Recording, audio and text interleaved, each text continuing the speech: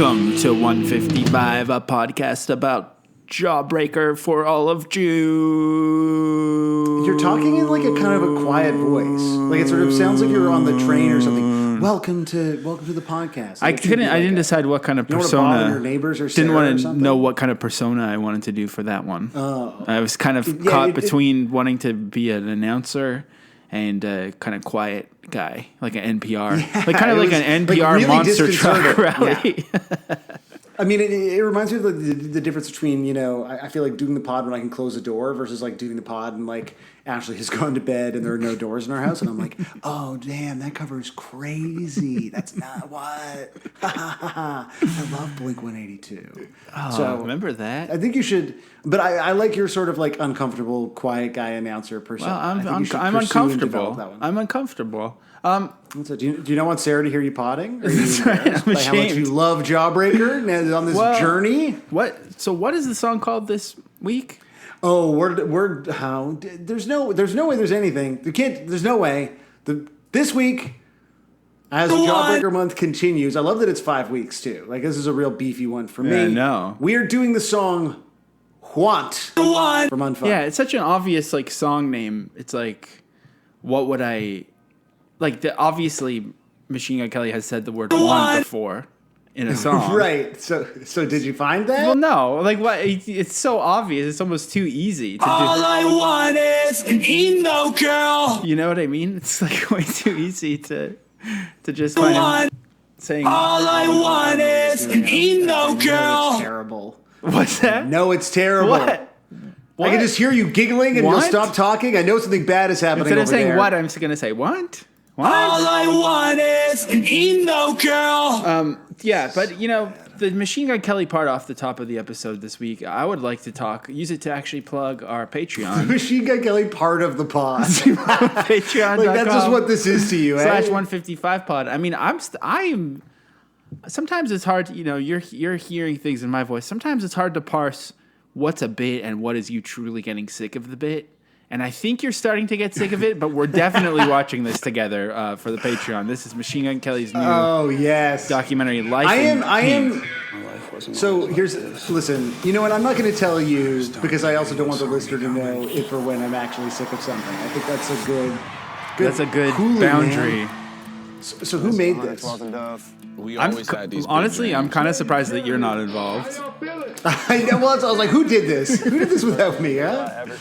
Was right there. I bet this is fucking awesome, honestly. I got a gun. Yeah, a lot of it is about how everyone hates him. So his dad ended up kicking him out. So me and Kels his dad lived in the basement. Kicked him out. I'm just summarizing what everyone can hear right now. The media chose to write me off. Love him, hate him. Oh, it's Connor. Did they start making this doc like a week ago? Like all of this stuff is very contemporary. I think they did make it. It's just from the pop punk phase. Okay. This generation's most polarizing rock star. Well, do you not agree with that? It's the. You don't think, dude? That's the live Jawbreaker thing that we were like, what is that for? Shit. And you could see the drone, and that's the drone shot. That was.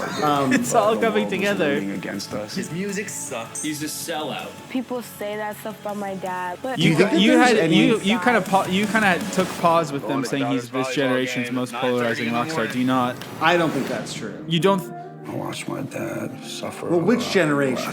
So okay, let's unpack that because we're gonna watch this behind the paywall when it comes out. Obviously, everyone, let us know. Are we gonna watch it and do a commentary? Or are we gonna watch it live and do a commentary? Yeah, that's what I think we need feedback from, and I think we need more people in Patreon.com/155pod. Anyways, because we are the preeminent Machine Gun Kelly journalists, whether Sam likes it sincerely or not, hard to tell. I hate it. All I want is an emo girl. What I'd like to know is get in the thing and tell us what. Do you prefer if we watch it and talk over it, or do you prefer if we do it normal podcast style and talk about it after and be like, oh, I thought that in the third act, the denouement was, whatever fucking podcasters do. Which one of us is that an impression of? It's kind of both of us, I guess. Kind of like the society flesh that we're turning into. Right, yeah. I'm geriatric pop punk fans. But I do think I need to ask you. You don't think that he's polarized? You don't think that because he is a rock star? He's headlining an arena tour right now. If we think of this generation being the present moment, I mean, I think previously who was most polarizing was like the 1975 or whoever the fuck that was. But I don't think they were ever rock stars. I think they were kind of music writer bait. Who even is like the only other rock star is the Foo Fighters, right? Well, if we're describing rock stars as stars who play rock, as opposed to, I think rock stars become a more broader definition. I would say, like, the closest thing would be someone like XXXXXXXTentacion, where people have strong feelings on all sides. Like, that to me is maybe the closest.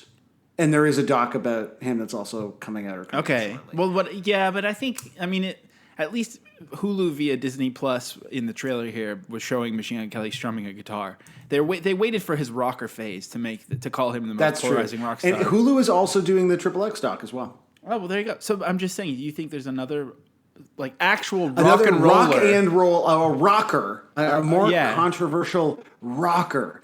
Polarizing, not controversial. I mean, John Hinckley Jr. John Hinckley Jr. is this generation's most polarizing rock star. That's kind of true. Seeing a lot of Market Hotel discourse today. That's right. Yeah. Like, you know, has cancel culture gone too far? I wonder if they'd let MGK play at Market Hotel. That's an interesting question. We should stress test their beliefs by encouraging them to book Machine Gun Kelly. All I want is an emo So you're girl. saying you believe that trailer? I was trying to. What were you distracted by there? I was trying to quietly segment into punk news, and I forgot that you can't hear it, and then I tried to stop it, and then I layered it twice.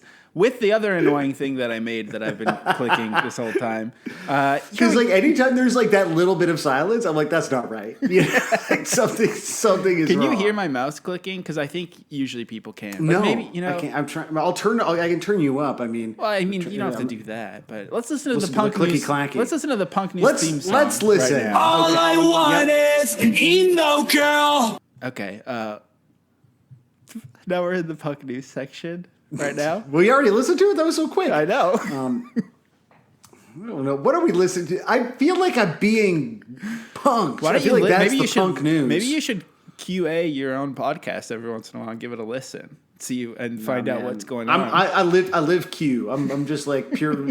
I only, which is different than earlier when I said I live mid, but I live. Mid can still be Q, I think. Like, do you mean QAnon? No, I mean like quality. I like the idea that the QA is like QAnon. QAnon. I'm just gonna quickly Very QAnon real. this talk. Yeah, because you're an expert. There's an entire department in every media company and broadcaster that's just dedicated to researching QAnon. I thought that's what it stood for, because you're kind of you're all-knowing and you kind of have secret knowledge to figure out if it's good or not. Yeah, totally. That's it. I mean, it's either that or people have a QC, quality control department, that's dedicated to studying and just sort of listening to the music of quality control. So just listening to Migos all day, every day inside of the Rogers building. Well, man, whatever happened to Migos, hey? That's kind of... That's rap, though. And honestly... In this era of MGK being a controversial rock star, I think the official, for right now, for at least the next few months until it ends, the official stance of the pod is rap is crap. They don't even play their instruments. You can't even tell what they're saying. Not real musicians, yeah. They're just mumbling now. So, what's your punk news segment? I did play the theme song, so we're in the punk news section now. I honestly don't believe you. And again, it's like you over-explain. When we did the Jawbreaker...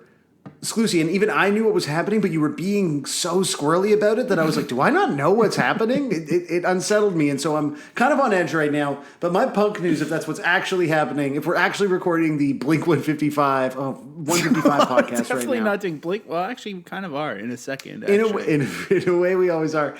So I want to talk about this article from Loudwire. Oh, boy. These, as I get older, I prefer a quiet wire myself. Yeah, me too. I prefer Midwire is Newswire is what I. Is that why it's called Loudwire? It's like a Newswire sort of pageman. Yeah, but what if it was metal? What if it was metal? Metalheads really are the most persecuted group in the world, I think. Everyone knows this. Metalheads, then punks, then others. And metalheads So love this article- studies also about how listening to metal is interesting. Like science has proven that listening to metal is kind of interesting. No one else loves to study. They are the most study positive subculture for sure. Did you know that metal is very similar to classical music, Josiah? Of course. That's, the studies have shown.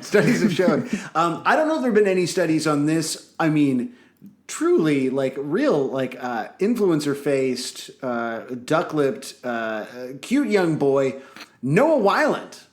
Former lead singer of Suspect 208. That's what Noah Weiland is known for, of course, is the band Suspect 208. The 21-year-old son of the late rock icon Scott Weiland. So second to Suspect 208. Noah Weiland goes pop punk on his new solo song "Drunk" out this week, which was last week in pod time. We're recording this a couple of days early. He told Loudwire, "It shows that he's doing things his way." A little bit of a quote here from Noah Weiland. "I'm finding my own sound and creating my own lane and doing things completely independent," Noah says, "because I'm not trying to ride my dad's coattails." Damn. Kind of a good for him. That's kind of a weird thing to say when your dad is dead, but you know. Yeah, you know what? Maybe you should be more sensitive. No. Normally, that's more of a thing you say about your living father. I feel like you start thinking about his coattails either later on when it's kind of But you know, it's true. When you're like, we I all wish process I things had spent more time on those coattails. You know.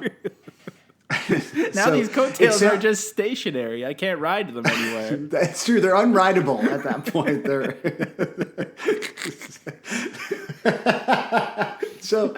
I missed, of course, Noah's first solo release. I guess after leaving or sort of pursuing a career outside of Section 208. It's called One Day. It sounds like it was a real emo rap kind of. I think I remember this band, this super group of rocker nepotism. I think it was like the perfect clickbait band that you could always post about, and people would get so riled up because I guess the nepotism wasn't as well hidden as most other new artists are. Oh yeah, this is the entire position. It's like Suspect 208 featuring Sons of Slash. Like it's they really position. So this is all the rock sons are in one band. But you know, sans they appear Noah, to have. I guess. No. Suspect 208 has broken up a year ago, and so they one year better to burn out than fade away. His name may be Noah, but this is one ship that he jumped. Is what I think. That was pretty good. So it looks like Noah. Here we go. He's making completely different music than his father. He says. And above all, he is currently very focused on sobriety. So good for you, Noah Weiland, on your recovery, which apparently his recovery and music are the only things that matter to him at the moment. Hell yeah. This song is mostly fun. It's nothing too deep. Although my next one is more about my father, mother, and a little shade of my old stepmom. Ooh, well, we can look forward to that. That's a lot of people in one song. Yeah, that's just like you're just real fam jam there. Okay, well should we listen to this? We should. Hot new pop I punk song? think I just want to say real quick because lately before we start, and obviously I'm such a good ally that I've been giving my punk news segment away to someone else this month. But you are a great ally. Before we start, I kind of do QAnon the choices for punk news. You kind of run them by me because I also like it because it just reinforces the hierarchy of the show that I am kind of the boss. It does for sure. Yeah, from time to time, I feel confident in my own choices. But yes, today I was like, are these good? That's like, no, find me something else. Yeah, But you were like, none of these are mentioned this- really working for me. Can you try a little bit harder? And so I was just thinking that now that pop punk is kind of the go-to choice for like a vanity celeb project, I think kind of the sweet riches that we're enjoying with the weekly MGK news, the Travis Barker being on the Kardashians, which we'll hear about once again this week. I feel like these deep riches might be coming to an end if people like Noah Weiland are making pop punk. I don't know. I'm just afraid that it's getting wow. So you think this is it's jumping the coattail, right? I think there's a chance. So I guess what I'm saying is two things. We should enjoy this while we can, and two, maybe we can listen to this and be like, sort of gauge where we think we're at with the lifespan of pop punk. What is this, like fifth wave pop punk or something? Do we know what wave Yeah, it is? I feel like there have been a few waves in the last year. Like they're lapping. These waves are breaking and lapping. And we're lapping it up, I think, and breaking out in laughter while we do so. Lapping and laughing. The 155 experience. Here's Noah Whelan's Drunk.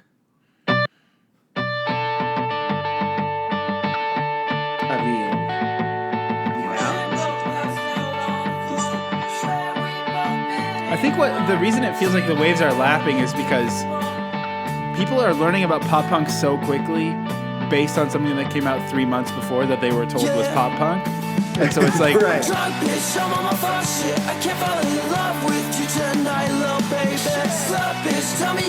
I like how this sounds like a garage band recording where a couple of the tracks were accidentally nudged slightly. Totally. In the wrong direction. I would just like expected to have like more money. Like, this is pretty DIY sounding. Yeah, it sounds like Jawbreaker. Yeah, this basically sounds like a song.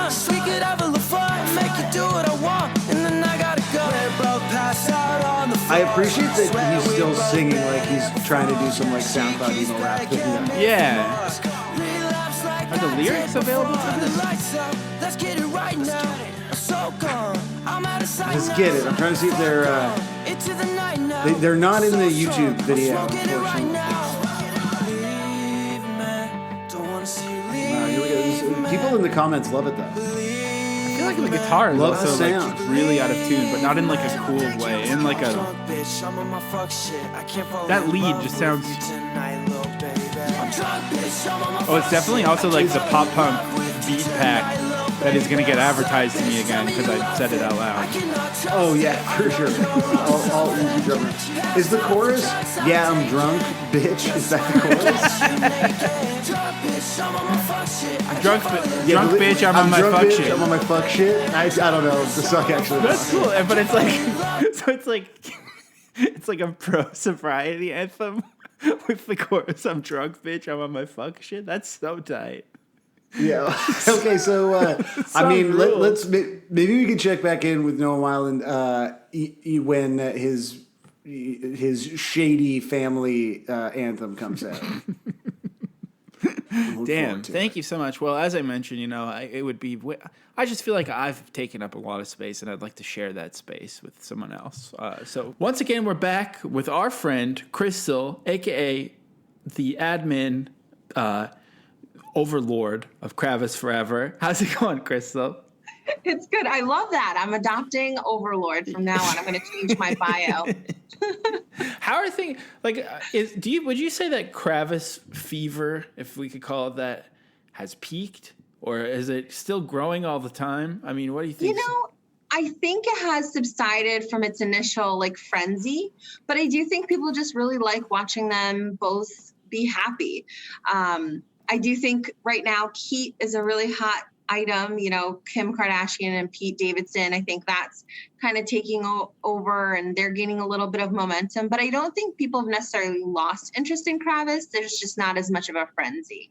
Right. I guess I should clarify for those listening, if this is your first time, we're talking about Travis Barker, formerly Blink-182, legendary punk drummer, and his explosive romance, true romance even, yes. With Kourtney Kardashian of the Kardashians, and they've been married. And so we're here to talk about kind of what they've been up to in real life this week, as well as what happened on The Kardashians. So let's start with The Kardashians TV show, which had its season finale, and we finally got some more Travis Barker content, and I was so pleased with it. I told you that they'd be back, and that at least before the end of the season. So we did. We got some good content, and it was really family oriented. This type of content. It wasn't as drama filled as the past few episodes of Kourtney content has been. This was a cute little wrap up to the season. We got to see Kourtney and Travis in the studio with Kris Jenner recording a Christmas song. But honestly, I couldn't stop thinking about how much they make out in front of just anyone, everywhere, anytime, any place. I mean, then opening scene where they walk into the studio, they're literally just licking each other's faces. Yeah, it's disgusting. And everyone's unfazed. No one's like, I'm sitting behind my television screen, like, what is going on? And everyone in their life is just unfazed. No one even notices. I have a question about that, and I can't remember if I've already asked you this or not. I don't think I have, though, but I've been thinking about this and talking to my wife about it and kind of like trying to understand why it's so uncomfortable, the level of PDA that they have, just drooling all over each other, making out. I feel like it's like kind of, is it just me or is it kind of a 90s or 80s thing? Like it's just not really a thing that people do anymore. Like stick their tongue down each other's throats. But I feel like people's faces is odd in any decade. Okay, I don't. If my husband licked my face, divorce, goodbye. Do not lick my face. It's weird. But in general, like all the making out in public, I just feel like that's kind of, it's very Gen X to me. Do you think that's accurate? It's not, something that we see often. So I think that's why it makes people uncomfortable. I am, however, like a very live and let live person. So it doesn't bother me. I just think it's so funny that everyone in their life seems to be completely unfazed by it. No one's even noticing anymore. So, I mean, that kind of speaks to how often this is probably happening. When Kris Jenner showed up to Travis Barker's studio, it honestly, they seemed like they were just about to start having sex. And then she walked in. She's sliding down him. I mean, I'm like, what is, and no one cares. No one cares. Just us. So Kris Jenner recorded I'm the music guy. Absolutely terrible Jingle Bells cover in Travis Barker's studio. Hilarious sax solo. Now, to me, Travis Barker being a producer, being who he is, he probably has a ritual or many rituals when he's recorded and produced a song to drive around in his car. And there's nothing like a car stereo for testing out a new recording. And I mean, that would be such a cool experience to drive around with Travis and listen to a song you just produced with him. And Kris Jenner sang over the entire thing and didn't even listen to the mix. And I was like, come on.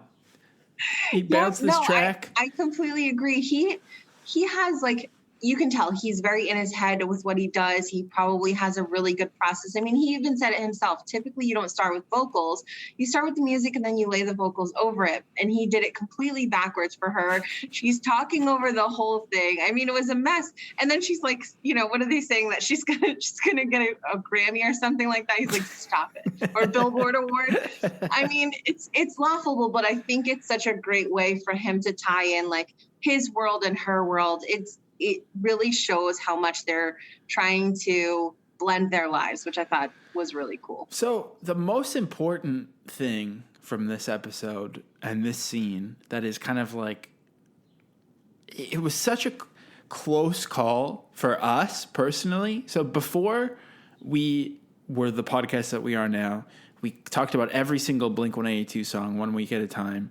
And when we first started the show, it was called... There was 155 songs they had made, so it was called Blink-155. Now, in this episode, Kris Jenner says, I want to start a band.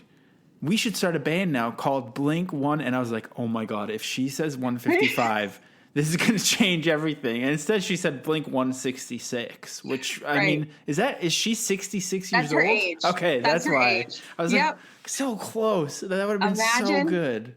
Oh, my God. Take that sound bite, use it forever. Maybe we'll have to edit it so that that was so good. I'm trying to think. I mean, a bunch of other stuff happened. This is not a Pete Davidson, Kim Kardashian podcast. We have some boundaries here, so let's move on from the show. It ended. It ended how it ended. Obviously, next season is going to probably be a lot about their 10 weddings that they had. Right? And did he say in the show that he wants to marry her once a month? Once a month, yeah. So he said in the show he wants to marry her once a month for a whole year. And then we see the momager and Kris start, counting the dollar signs and planning the specials. So honestly, good for us because we're going to get to see the whole thing. But I also want to point out, did you notice, and I don't know if you've noticed this, but if you look up that single on Spotify, it's listed as produced by Kravis Records. Oh, my God. Yep. That's crazy. I'm not getting any royalties, but, Kravis Records. I keep forgetting. Did you coined Kravis, right? Or at least you were kind of like the earliest adopter of it. Or Yes. I mean, let's just say it. You coined it. Did you coin it? I don't think I coined it, but I think definitely you was. did. Crystal Okay, did. all right. Crystal owns it. I'm owning it. You should sue Blink them. 155 and Kravis forever. Yes, exactly. Fuck Blink 166, first of all. That's great. That's so cool. Oh my God. Yeah, like they've been using Kravis a lot. They love you. They have. They love you. You know what? I really, it was kind of heartening this week. I had posted something a little bit more personal on my page, and Kourtney Kardashian actually had reached out and, sent me a nice message. So it is really sweet. Sometimes they do interact, which is really a cool thing, especially running the page for as long as I've been. That's so cool. Oh my God. Wow. You guys are going to be besties soon. You're going to be on the next season. I'll whisper in their ear what the name of the new band should be. Actually, you know what? Even though I really do want to stick exclusively to punk Kardashian content, I did notice it was trending on Twitter today, and people that I follow were making fun of it. But people were saying that they faked a scene where Khloe finds out that Tristan has cheated on her or something. What's your take on that? I don't think so. I mean, her reaction was pretty real. It was pretty gut-wrenching. She was crying pretty hard. I don't think she'd want to fake something like that. It's just so bad. Like, imagine living through it once and then wanting to fake it again for money. I just think that's probably where she would draw the line, because she's had this happen to her before. And yeah, I don't think that was a faked scene. All right. I mean, I'm starting to wonder if you believe that any of it's fake. I think you're really. There's definitely some of it that's fake. Absolutely. I mean, they don't just natural. I mean, they knew, right? Kim knew she would be filming that morning. Right. She was planning to film her workout because her workout is such a big part of like her routine. So we know that that's all set up. The times that they're recording are all set up. Some of the interactions, like going to visit Scott, that's all pre-planned. But as far as what's going to happen on the day that they've set up the filming, I don't think that they planned for Tristan's infidelities to suddenly come to light that day. Right. Okay. And so what about in real life with Kravis this week? Is there any, other than Kourtney being in your DMs, obviously, which is huge. What's going on? In real life, Kourtney and Travis did go on a little mini vacation somewhere in the woods. So they went camping this week. And then, they're still riding the high of that Daring Foods partnership. So we're getting still more content from that. But they are kind of laying low. They did have a nice Father's Day celebration over the weekend where Kourtney and the kids, Travis's kids specifically, went out and had a nice dinner and picnic and did, a movie night. And it was really cute. Travis also shared some photos of the cards from Rain and Penelope, which are Kourtney's children, wishing Travis a happy Father's Day. I'd love to hear it. All right. Well, everyone follow Kravis forever for all the updates. But, don't expect the DM back because Crystal's talking to Kourtney. So, it's kind of, she's busy. And, all right. And I'll just play Punk. Thanks for listening to Punk News. All I want is an emo girl. All right. We're back. Sam, what's going on? I want to talk about the song "Want" by Jawbreaker from their debut album "Unfun." Have you been planning that for a while? No, not really. It just seemed I knew I was going to sing it because you and I got on this call and we both sang it at each other. I feel like it's weird that last week we were talking about Our Lady Peace for such a long time for some reason, and then this is like such an Our Lady Peace part of a song. Big Our Lady Peace, yeah. When you I something, you are you're stepping on into the big shoes of. It's raining Maida. Oh, I need that. Do Americans know? I feel like because Chantal Kreviatsik, I mean, they live in L.A. at the very least. They're like successful enough Canadians who live in L.A., but I don't think anyone there knows who they are. I feel like every Canadian artist lives. That's probably why Torkel, whatever his fucking face is, lost all that money on tour because he probably lives in L.A. Like, yeah, flies back to L.A. after every show. That's what our government does. Fucking government of Canada, man. I just go on like a huge rant about government. Not supporting stars enough. So the one good thing about inflation and and the sort of fractured music industry economy is, we may finally be done with stars. That's true. While I recognize that, many people are struggling, one of the people who's struggling is Torque from Stars, and if the that's honestly everyone else Silver lining, suffering. Everyone else's suffering is acceptable to me. When you're eating collateral saltines for damage. dinner, just remember at least Just know that he is too. When you're cutting back, because it was like a third of Canadians are cutting back on how much food they eat. Just know that one of those Canadians is Torque. One of them. There's some righteousness. I feel like we were saying the the word world. torque a lot earlier this month too. There's some kind of magic. Because we're talking cars, just a couple of fellows. That's right. What if we popping the hood? What if when Noah Wheeland and the rest of the gentrifiers and nepotists finally end pop punk for good?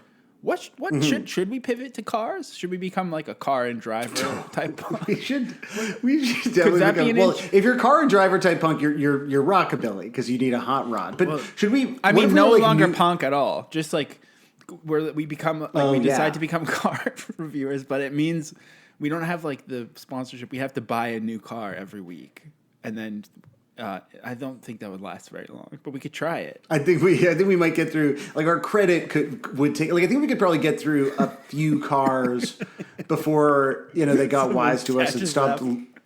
Yeah, it's like, Open a new credit catch card. me if you can type situation where we're just. What if it was a podcast where we opened a new credit card every week and then filled it up? Like, what did you fill it up with this week? And then the next week we do it again. Yeah, like a supermarket sweep, but just with your own credit. Yeah. I'm going to go ahead and say that I think you're about to ask me. I'm pretty sure I've heard this song before. And how much do you love it? And like, listening to my it all question the for way you through. is just Listening to it all the way through. And I know I'm going to regret this. And I know it's probably not true. I think it's just a great bass line. And that's all it is. No, I think the vocals are too. It is a great bass line. I mean, the vocals I agree are with you, silly AF. First of all, they're like this is so great. He should have gotten throat surgery like way earlier. Way earlier, right? Yeah. I just these older songs sound like he's like parodying something, and I just don't know the reference of what he's parodying, but it's like it's like not pirate shanty in the way that Bad Religion is. It's like almost like a more real. It's like Bad Religion is doing like a cartoon pirate, and then these songs sound like if you were watching the Learning Channel, and they're like, we've reconstructed what pirates actually sounded like. That's what this sounds like. Yeah, for sure. That's it. There's a timeless oceanic quality to Blake's vocals on this record. I completely agree. I love the idea that, because I mean the whole thing of this band is like at some point before Blake started singing, they were like a hardcore band with a different singer, and then they eventually like try it with Blake singing, and they're like, this is it. This is the sound. And I get it because like we are reaping the benefits of that decision, 32 years later. But the idea that they were in a room being like, and you're like, that's it. This is what we've been waiting for. That's that thing you do moment of like, how do we just like, and it all just coalesces is incredibly funny because what were they hearing that we are not, Well, yeah, again, like, also, I know we don't usually talk about this, but I am curious. So this is from 1990, is that right? Yeah, this is 1990. Because, yeah, like, all the things we liked are like, oh, I was obsessed with the Descendants. Like, I don't think this comes from the Descendants, does it? What's before Jawbreaker that this is emulating? I don't understand even that. That's an interesting question, because you're right. Like, what is happening in the... Because when I think of like this particular kind of pop punk sound, I do feel like becomes a little bit more commonplace, like just even like in the early 90s. And so, yeah, what is happening in the late 80s that leads to like, I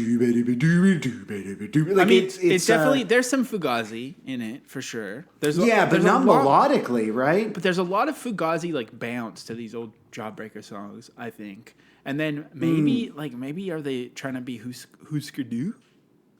That's probably, yeah, you're right. That's maybe the closest thing. But like They also have there's a Husker Du swastika as well. So that's yeah, that's right. It's a great punk swastika. Yeah, maybe that's kind of the closest thing because like a sense, like some of those Husker Du songs are like kind of just power pop songs, and so you're sort of taking like that thing, like I don't know. I mean, it's so interesting to think like because the tour that they go on after like this record comes out with the Fuck 90 tour, which is such a great name for your 1990 tour, is with Econochrist. Like, so those are sort of their peers at this point, Christian and band, it is really funny to think. Yeah, exactly. A real stripped down Christian band, just the essentials. What's the like most essential? Like, what's the bare Quakers essentials? or something. There we go. That's exactly. It's Quaker core. Like it's funny because you saying that makes me actually feel like I am butting up against the limits of, because when you think of the 80s, you don't think of anything that kind of sounds like this. And we'll see this later. Like there's a video of them playing this in 1989. And to me, that like actually feels very I feel like I experience cognitive dissonance watching this song be performed in 1989 because there's nothing like even the sort of poppier Husker Du songs don't have the same bounce. And maybe that really comes back to the idea of like, okay, like at some point, I mean, I guess everyone's ripping off someone, but Jawbreaker is a very influential band. Like this is kind of because like this sounds like Green Day. Like this sounds like all the things that you and I come to love. Other than the ridiculous, it's vocals, very dirty. But the bass, it's a dirty ditty for sure.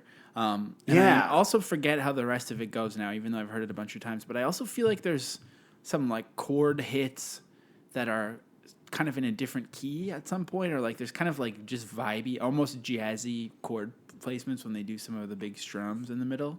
So it's also very pretentious, which I always respect. And I think this is a good level of pretentious, unlike some of the previous Jawbreaker stuff, which has been more entry level pretentious.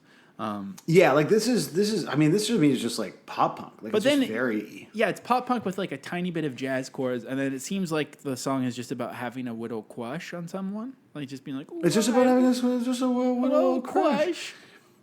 I'm trying to figure this because like okay, Green Day formed in '87. I mean, Mr. T Experience is '85. So I kind of think like I'm just thinking like Lookout Records era. Like Lookout Records starts in '87. So like that's when all this stuff is sort of percolating at the same time. I mean, obviously like NoFX starts early '80s, but they don't really sound like this for a while. I mean, NoFX never sounded like this, though. That's what I mean. But I mean, like a blue-ba-doo-ba-doo-ba-doo. There's something like not like this, but again, you can see this all sort of existing. And I mean, when is Suffer actually? Like, I can just picture like a really silly Guy Picciotto dance to this song, like some kind of like weird like swaying car dealership. Well, we are a car podcast now, but like the inflatable man, at the car dealership, kind of like it has like that kind of like sway to it. There was this guy, Sweet D could dance to it. Suffer is '88. Growing up in Abbotsford, there was a lot of like hippies at all of our punk shows. And there was this guy, I'm telling this for basically probably one, maybe two people to know, but it's really funny. There was this guy that I can't really even describe the dance, but he would do sort of the dance that I'm picturing with this song. He was kind of a more hippie-ish guy who went to the punk shows, but then he would do this like weird kind of almost floaty dance. And his name was Dustin, so then we gave him the nickname Dustin the Wind. Because he was always like floating around. Yo, that's a great nickname. I think that's it's stuck good for a long time. And I'm just picturing Dustin in the Wind when I hear this boom, boom, boom, boom, boom, boom, boom. Like, you just kind of like, it has this like grungy move to it. Actually, maybe it's grunge that this sounds like too. I don't know. I mean, I guess there's a lot of stuff, but I'm thinking, okay, so Suffer is '88, and that's like, I mean, a lot of the California stuff, but I mean, at the same time, like, at the time that this is being written, they're in LA by this point.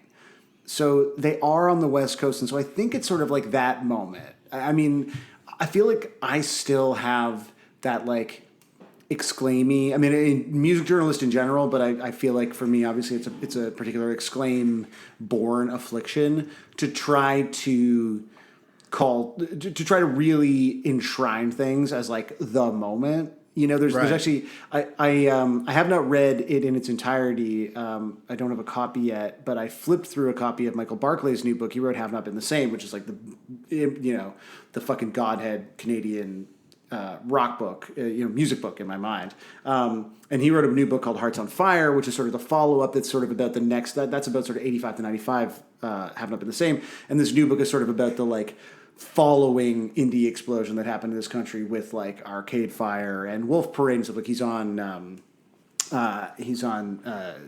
what's his name, Dan Beckner's podcast this week talking about it. And there is a chapter because it kind of covers everything that blew up at that time, including like Caribou and stuff that's like not indie rock. And there's a chapter about like Alexis on Fire and Billy Talent and stuff. And I am interviewed for it and I'm in it. I flipped through it because I just wanted to see myself and what my quotes are. Great. And I do the very definitive Did he delete the likes and ums? He deleted the likes and ums. He mostly, I think he like takes notes as opposed to like he must record, I guess. Oh, that's but there's some some things where I'm old like, head I shit. would not have said that like that way. Like there's a thing where I'm like, Billy Talent have excellent lyrics. I'm like, that phrase has never come out of my mouth. But then there's something I say He like some called bands. he like quotes you as calling the bands gay or something. yeah, like that's not. He does quote me as saying something sounds like absolute fucking shit, and I'm like, That that is. sounds right. I mean That's probably that sounds true. That sounds like me, but I feel like there's a great bit of tension in it where I'm like, the only reason any of these bands exist is because of Grade, which is my opinion. And then like George from Alexis is a quote that's like, I've never really heard Grade. Kyle seems like a great guy, but I don't really know. And so I'm doing the thing now where I'm like, it's Suffer, it's all Suffer, but it's not. It's not all Suffer. And he misquoted George because George said Kyle seems like a Grade guy. Yeah, exactly. Well, you know what you just said reminded Something me. that's hard to miss. We've had like we're talking about years and we're talking about history. We've had the Bible at our fingertips all along that we could have been referencing all month. That's right. Yeah, Sam that's Sutherland true. in 2010, March 26, 2010, exclaim.ca. Jawbreaker, Days of Wine and Poses. So that's wine with an H. Obviously, you've got to remember, is that writers do lyrics? not come up with the titles. Is that lyrics or is that some cleverness? Or I think that's something that probably James Keese did. is it I like don't Wine really- and Roses?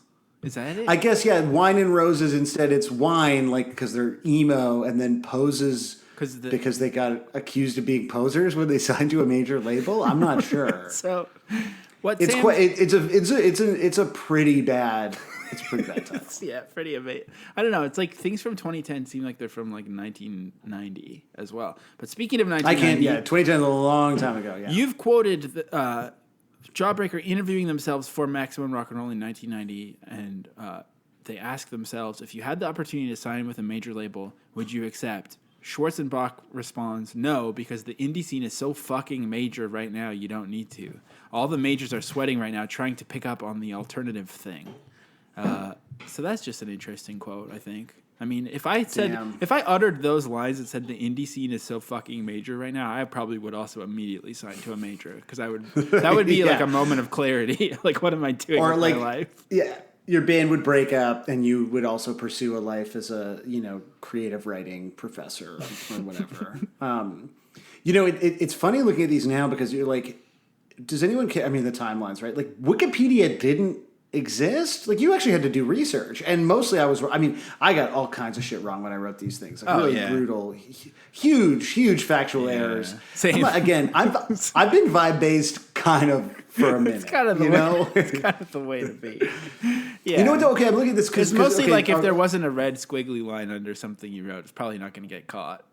That's it. Yeah, and even then, tough. I'm reading it once. The Fuck 90 tour, which I've written about here, there's a little more information in my time than there was on Wikipedia. Sam I Am, Iconochrist, and Fuel. And Fuel is another one of those bands. So again, there's like this like late 80s thing that's like really interesting with like, bands like Sam I Am, because Sam I Am formed in 88. To me, it's really fascinating listening to this and trying to understand like you were saying off the jump, like where did it come from? And the answer is Suffer by Bad Religion, which I'm sure if we looked through Exclaim, there would be would be an instance of me suggesting that. There's no Bad probably Religion wrote a Bad mention on this Religion. page. There is not, or there is? No, there's not. Also, how many times is punk mentioned? 18. That's pretty good. You called them. You said these 3 highly educated punks made some of the most important punk music of the '90s. Do you agree with that still? You know what? Yes, I do. I mean, highly educated. Yeah, this is brutal. This is so bad. At least you didn't call him. What's the quote from the other thing? The hyperliterate squatter bard. Yeah. At least you didn't say that. I don't think Bard. Oh, let's see if Bard is on the page, and then we'll move on. Oh, it is once. Oh no, never mind. I say bard? No, I don't write. I never didn't. wrote the word fucking bard. You in said my they life. immediately bombard local radio with the Shield Your Eyes. Okay. All right, you get a pass. We can So move not on. quite the bard. But I'm kind of a little curious for you because, look at, without revealing what song we're going to do next week, which is, at this point, I hope very obvious to people, we've kind of jumped around Bloody a little Valentine by Machine Gun Kelly. Yes, exactly. No, we got to do Forget Me Too, man. It's funny to me having done the songs we've done so far and kind of been living a little bit in those worlds. Like I've been listening to Dear You a lot in the last week, and I was listening to 24 Hour Revenge Therapy after we did Boat. Your favorite song, and coming back and listening to Unfun is so against it's somewhat ironically very fun and very funny because it's so pop punky, and we're missing what's funny is like we've kind of skipped over Bivouac, and I'm curious a little bit what your perspective is because I find, again, thinking about my journey with this band of like Dear You and then 24 Hour Revenge Therapy being like, okay, this is not the same. I get, and then eventually getting into it because you're like the songs are sort of undeniable, even though it sounds like fucking shit. And then you go one record back, and you're like, oh, this is only the stuff that I didn't like about 24 Hour Revenge Therapy. Like Bivouac feels like when you were talking about how you were being surprised that I liked Accident Prone because you thought it sounded like something that you would like if you loved Unwound. Mm-hmm. Bivouac feels like real Unwound fan hours. Okay. And then as a result, I feel like I stopped and like didn't go back to Unfun for a while because I was like, well, if I don't like the second record, there's no way I'm gonna like the first one. But the first one is like just pop punk. Like so. For you having gone on this journey, were you like a little, I mean, you said you thought you'd at least heard it before, but like a little surprised by just how like jaunty a tune this was? I think one of the covers of it, I think I always thought was maybe the original of this song. Oh, okay. But also, speaking of Unfun, I don't know if I've ever listened to the album. It is an incredible album cover. And there was also a Vancouver/Calgary, maybe Vancouver ex-Calgary band called Unfun, who are kind of like very legendary, I feel like. Yeah, they were fucking some awesome. circles Yeah. in kind of they were good, right? I remember them being.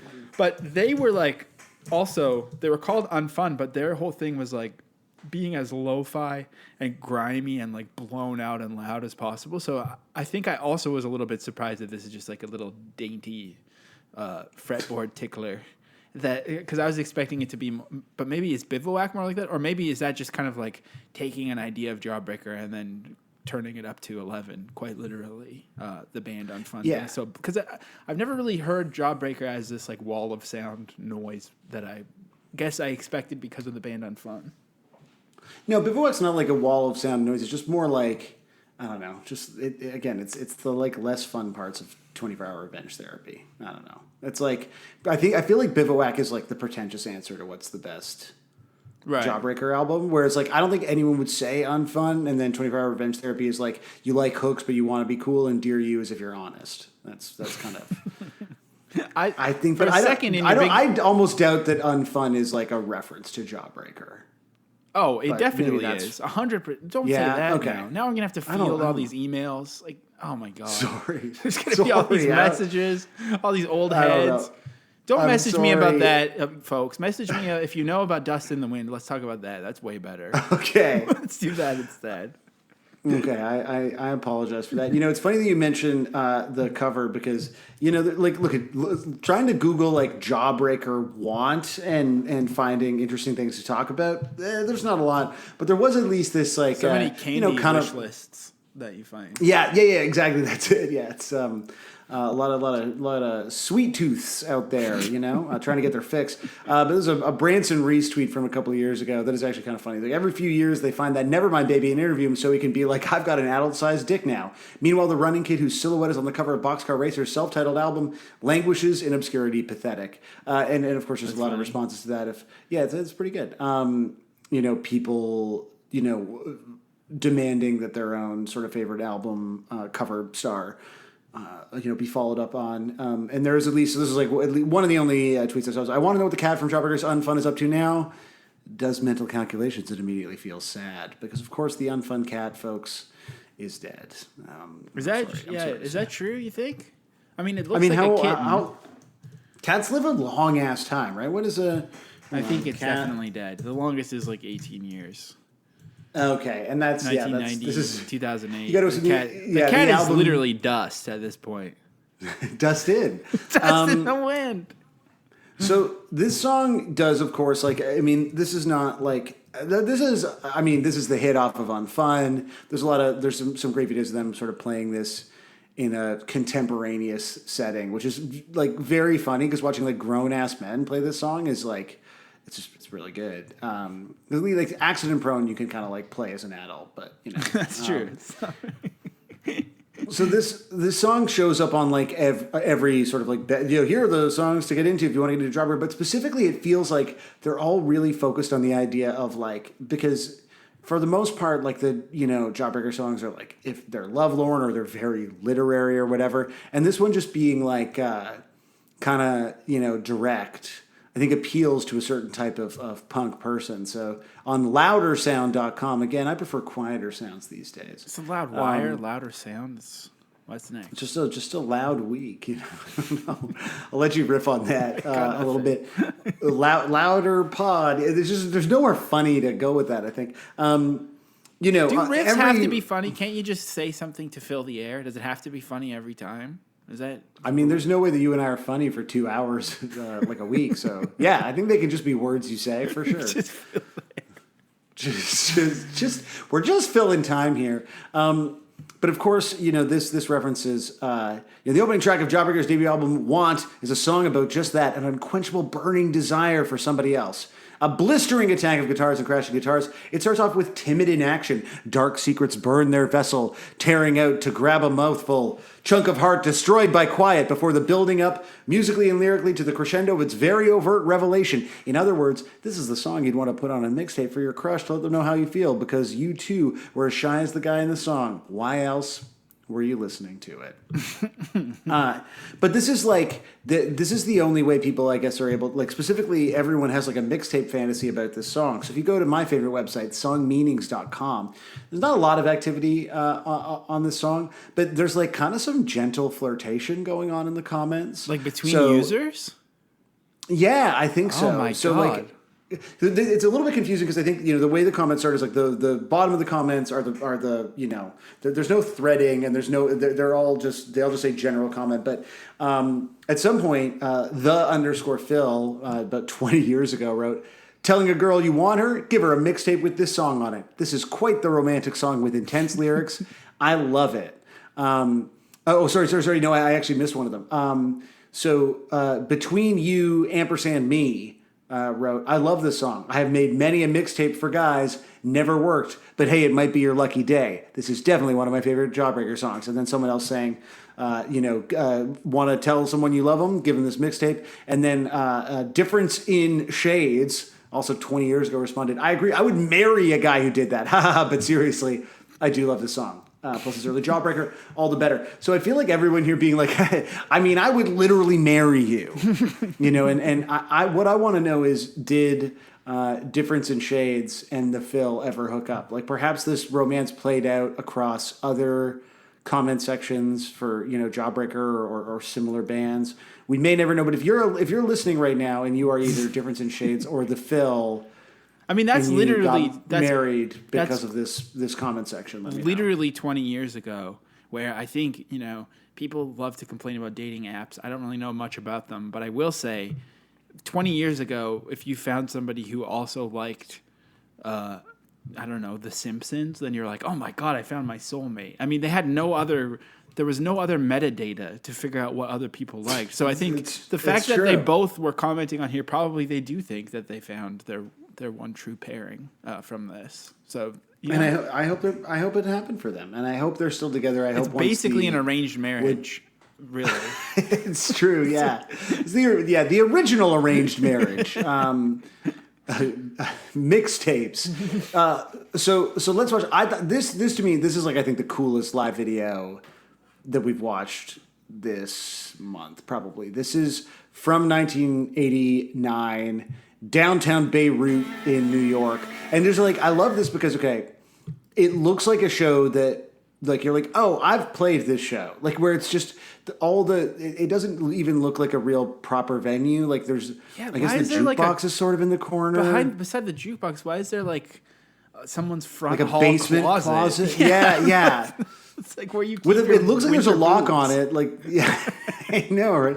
Some parkas hanging up in there. Like, I think this, sometimes where I see, like when I'll go look at old photos of like, my early bands playing, and you're like, this looks cool because you're just in like the back, like a well-lit back part of a bar with a like Creemore sign hanging behind you. You're like, why can't it all look like, proper like sick punk archive photos? But this to me is like very relatably kind of shitty. And then also, I don't know what this guitar is, because I feel like for the most part when we've been watching these videos, Blake plays a Les Paul, but in some of these like really early like 80s and 90s videos, he's got this fucking thing, and I don't like, is this just like an El Degas? Like, I have no idea like what this guitar. To me, it looks like maybe like a Yamaha like pawn shop Strat ripoff, but sometimes I feel like I know about gear, and then other times I feel like I have no idea. So I think I'm also very vibe based in that, in most senses. Really, right. Tax season. Job taxes are super vibe based. Yeah. It's like I just haven't felt like I need to pay them in a long time. Yeah, exactly. So this is let's see, maybe torque. That's it. I mean, here's the thing. When the conservatives talk about, arts funding, taking up too much, I think they're right. More money to the military, less money to Torque. But like, just so shitty. Shorts on stage. One channel only, left channel. Yeah. This is this bass line is definitely some Blink shit too. Oh, totally. In fact, I feel like this song is just, and the album cover too. And Cheshire Cat must be so much of this. Yeah, this is so cool. It's so fucking great. I mean, someone's obviously there with a camcorder. So is Adam behind like one of the church glass kind of thing? I think so. Also, the bass player has like what looks like, I know it's not, but it looks like when someone puts like the Transformers logo on their hatchback. It's kind of what it is. I feel like it's just because there's so many Dutch tilts happening with this camera. Blake kind of looks like Nathan Fielder a little bit here. Oh yeah, he totally does. Okay, what do we got? Stickers on the guitar. Sam I Am. Yeah, hold on. Okay, so Sam I Am, I feel was there a Crimp Shrine? Yeah, Crimp Shrine. I was really hoping one of those kind of looks like a... But I don't think the timing matches up with that. It's Crimp Shrine. Oh my god. And is that Jawbox, I guess? Does the timing work on Jawbox? It kind of looks like in the bottom of the guitar, it looks like there's a black and white portrait of himself on it, kind of. But maybe it's not. Top right. Oh yeah, maybe for sure. I guess Jawbox is also 1989, so that's possible. I think it's a Jawbreaker sticker. Is it a Jawbreaker sticker? Hell yeah! So that's then maybe it is cool. a black and white photo of himself. That's great. You got it. I mean, but like you got to believe in yourself. That's it. Yeah, this is like an early Blink song. I just feel like when they're in the studio, someone should be like, let's redo the vocals and make them not as silly. Yeah, they're very silly. I just want to get to the like very silly. It's so. They're really good at doing like a pre-chorus that sounds like it's the chorus. Yeah, totally. We were like, here it comes, and you're like, oh no, I'm not quite there yet. See, those hits are so good. Those hits are, I feel like, a slightly different key or something. Oh, look at people dancing. They're doing the Dust in the Wind dance. I called it.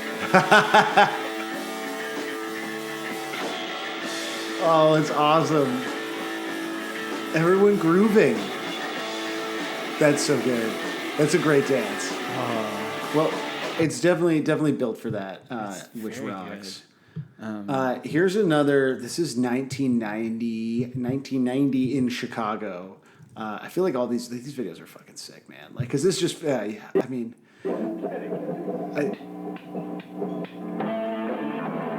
like again, to me, it's just funny, like watching this, like very pop punk band play, like after doing Accident Prone last week. You know? Yeah. What I also Like love about the bass line is they're playing it so fast here, and you can tell he can like barely keep up. Like the third bar of the bass lead is like hanging on for dear life every time. That's so cool. And so this is not the same guitar. It's like similarly shaped, but it has no stickers on it. Like, what guitar is that? Yeah, I don't know what kind of guitar that is. Is that an Ibanez? It seems like, Ibanez-y or like BC Rich or something. Yeah, like it feels like he's about to join Korn. It's We're very... to find Christ and join Korn. Yeah, that's the thing. It's a sick guitar in the right context, but in this context, it's very strange. It has like gives them like battle of the bands vibes. Oh, totally, right? I can't tell. Is the person in the front row have just like the most epic rat tail punk mullet? Yeah, or is it a ponytail? Like I can't quite tell. I don't know, but I think they're playing it too fast. That's why no one's doing the dust in the wind dance. They're just well, let's see. We'll see if they start dusting. Oh, there's some looks being exchanged. They're getting ready. Yeah, it's like, here it's coming. The band, fuck them. Those hits are so good. Oh, this part's a bit much. No, it's so good. They're like, it's such a fucking hook. We've written an iconic bass line. What can we do to... Why don't we put Rain Maida on top of it? Oh, man. Do you think Rain's heard this I was song? starting to say... I hope so. What I was starting to say about before we got on to shitting on stars is do Americans know that there's like so Rain Maida, singer of Our Lady Peace, married Chantal Creviat's a great singer songwriter. She's written songs for Drake. She had a big hit. How excited were you about the new Drake? Be honest. Even not excited. done. Oh my god. No, because I like the last few things are just not. They're just not for me. I mean, I do love the like savagery of the takes about it. I listened to about kind of 30 seconds of it, and I was like, I'm pretty sure this is not like he just made a whole album of passion fruit, which like respect, but not for me. How excited were you about it? Oh, not at all. Not even remotely. Yeah, at all. I thought that one thing I didn't like is people were roasting the album cover, and I thought it looked pretty cool. I mean, people are like, like people are so stupid that they're like, oh, this looks like a kid made it in Photoshop. Which, first of all, that's a sick aesthetic, and second of all, no, it doesn't. You couldn't recreate that cool text. Yeah, I saw Ben Cook kind of shitting on it as like just doing this like whatever fake hardcore thing. And you're like, yeah, it's awesome. Like it's great.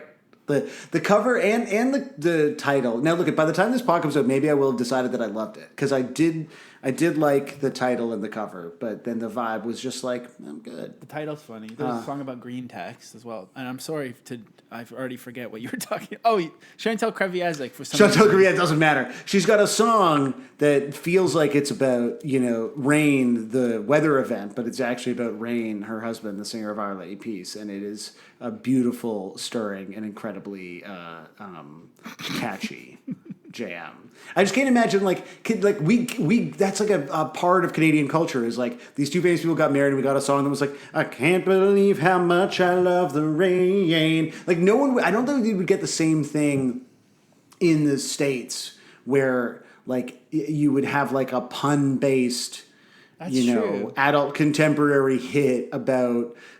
I'm trying to think who are like what's Gwen Stefani's husband's name? Blake. Well, it's not really Blake Murphy. Blake Shelton. Like it's like if Blake Shelton wrote a song that was like, "There's no doubt I love you." Like there's no way. The Americans they're not brave enough the way Canadians are. Americans are cowards, especially the troops. Actually, the biggest.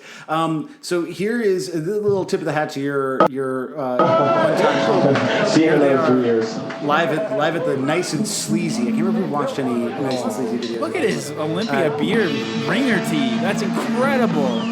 Yeah, this is in Glasgow, and so it's '94. So we're into the Les Paul territory. We're playing a normal guitar here, but like what a look! That ringer tee is quite sick. I just love hearing that bass line. Whoa, what happened here? Did the tempo change or something? I love how sloppy they are.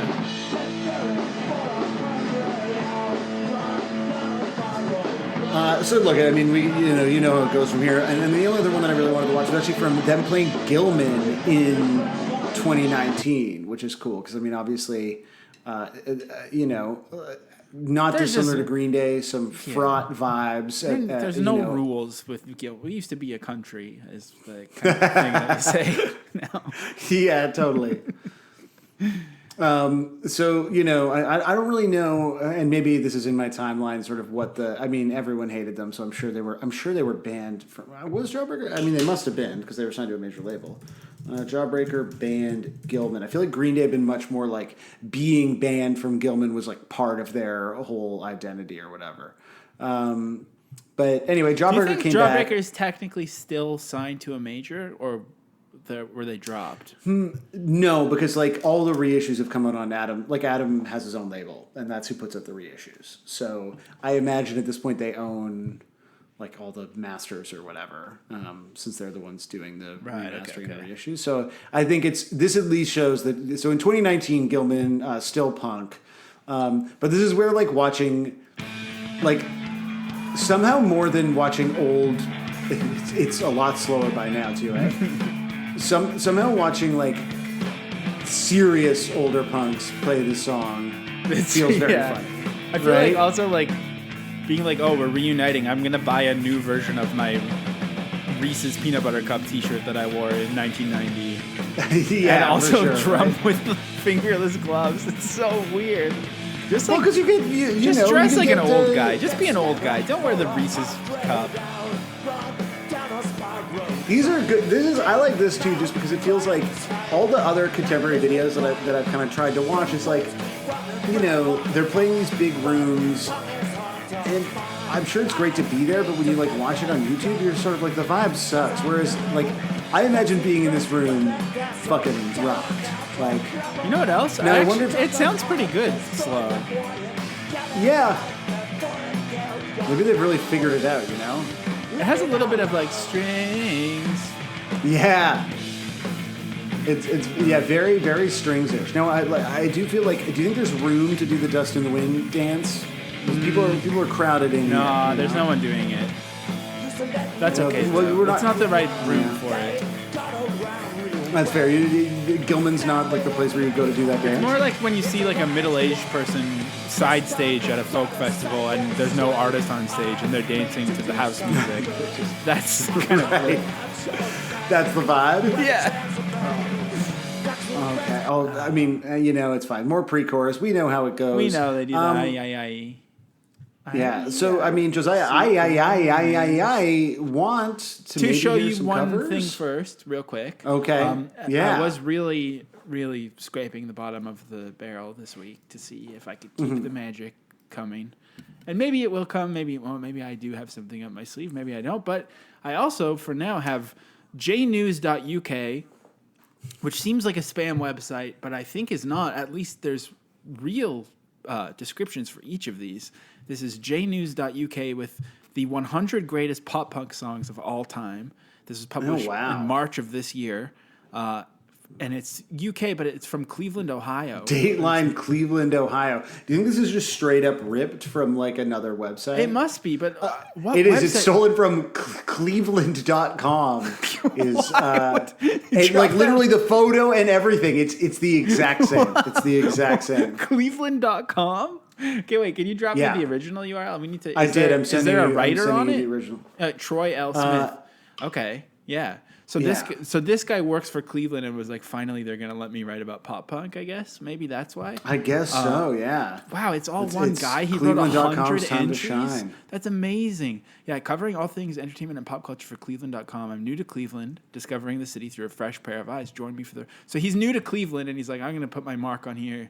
By writing this article. However, the other thing that makes this kind of suspect is that one of the artists that's featured on here that is also from Cleveland, and it makes me wonder if that's why he was featured. Because I thought it was just kind of interesting that this thing I initially thought was published by J News from Cleveland.com, the 100 best pop punk songs of all time.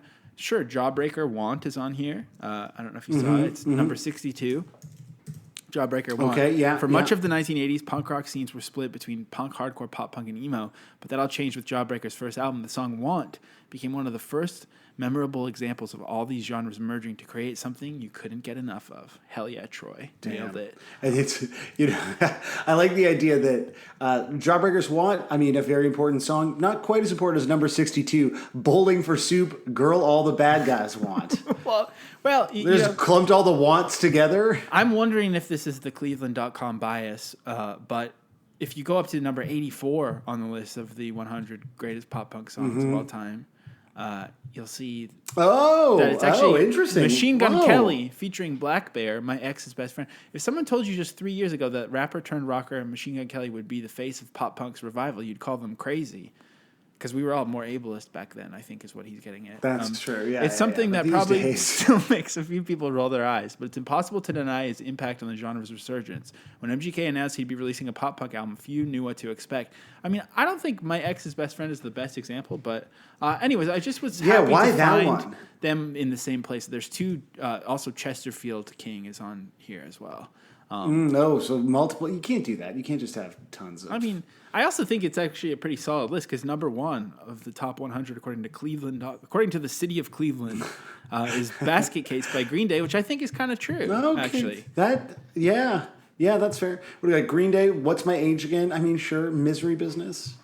I do Jimmy think World, the middle. Okay. if Damn It is not on Okay. here, that's kind of problematic to me. It is. It's number 28. It is. Phew. Okay, which is not quite as good as Sugar We're Going Down or Skater Boy. That's fair. My Own Worst Enemy. Is that a pop punk song? Well, really? you know, Is it I mean, a little don't- bit more of an alt rock jam. Don't gatekeep the city of Cleveland. They're doing their best. I'm sorry. But thank you, Cleveland, for all you've given us. Melt sandwiches. Isn't that a rock thing And- to say? Thank you, Cleveland, or how like a rocker? It's like a stage banter thing. It's always Cleveland. Wait, isn't Cleveland the Rock and Roll Hall of Fame also?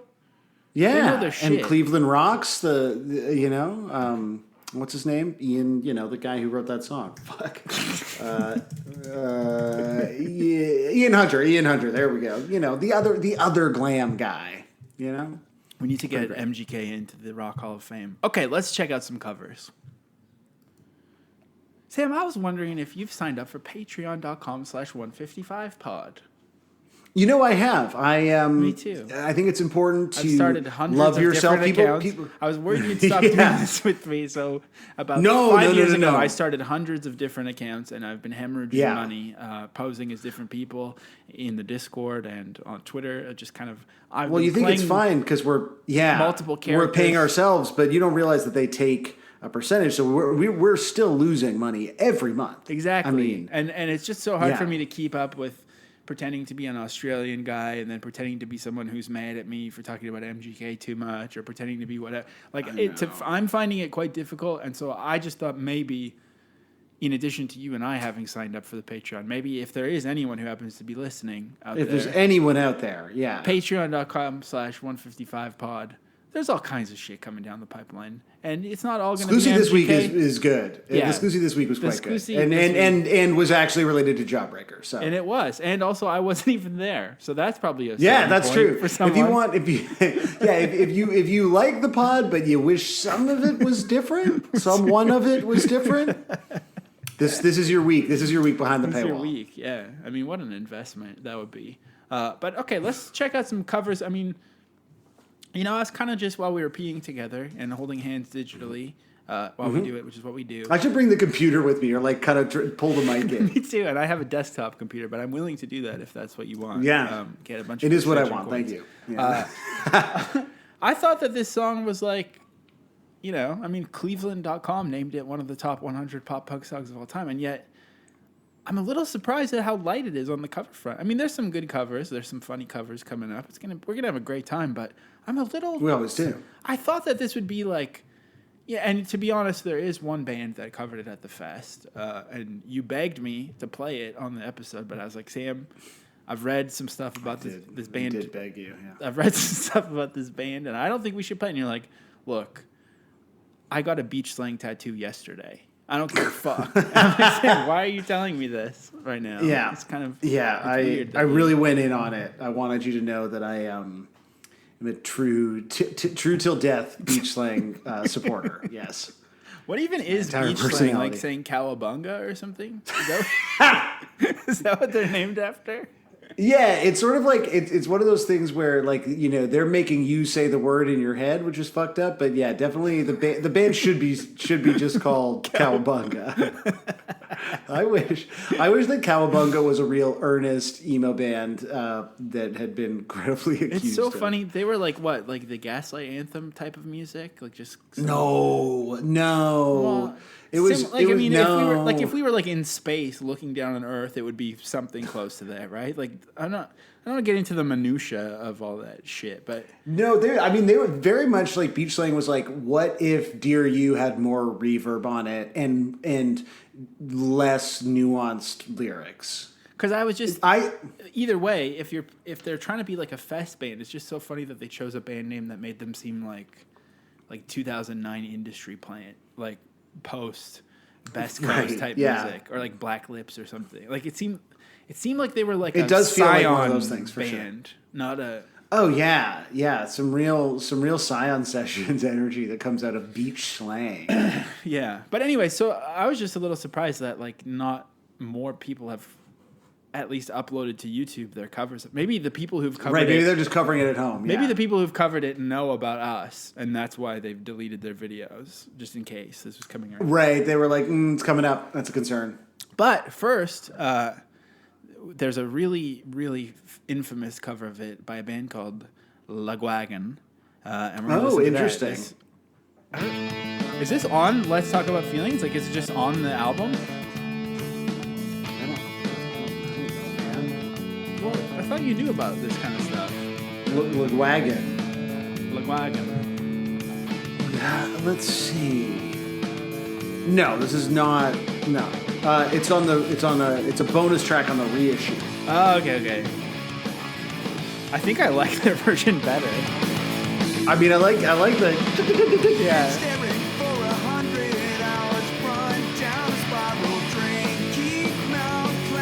I mean, this is cool. I mean, and Joey Capel's such a sick voice. It's so good.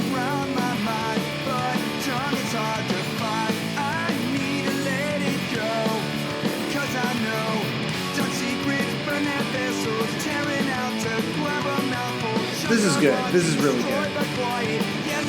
I think this just... They just need a pop punk voice on these songs. Yeah. Yeah. This is cool. I mean, we'll see how the I-I-I's go. I know. I'm curious how they. That's why I like. Whoa! Oh, this is awesome.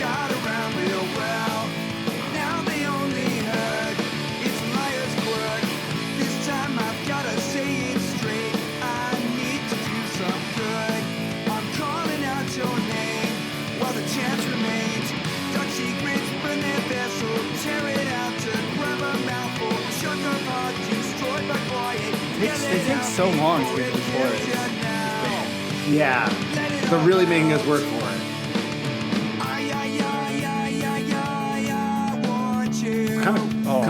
So much. This is the definitive version. Understated. I love this. Yeah, so much cool guitar. This is going on. fucking awesome. I think I'm finally ready to go like a whole hog with like Lagwagon. I mean, this is it. I mean, I feel like you like them more than Jawbreaker. Oh, definitely. Yes, this was on. That's This was so on good. a feed bag of truck stop poetry, is what it looks like. A 7-inch from Okay, never 1999. mind. Not gonna get into that. Let's call that. Moving on Okay. from Lagwagon to Bob Nana. Here's Bob Nana from his covers. Oh yes. I kind of want to listen to all of these covers that he did because It's a great idea.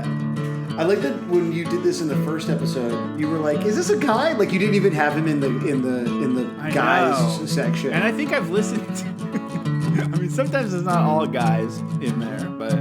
I mean, sort of... I mean, it's mostly guys, let's be honest. I don't know if I've listened to Braid very much. looking them up on Wikipedia to see if I know their albums. It says, a braid, also referred to as a plait, is a complex structure or pattern formed by interlacing two or more strands of flexible materials such as textile, yarns, wire, or hair. Classic. What a great little voice he has. Yeah, this is so nice. This like could be in a Michael Cera movie. Yeah.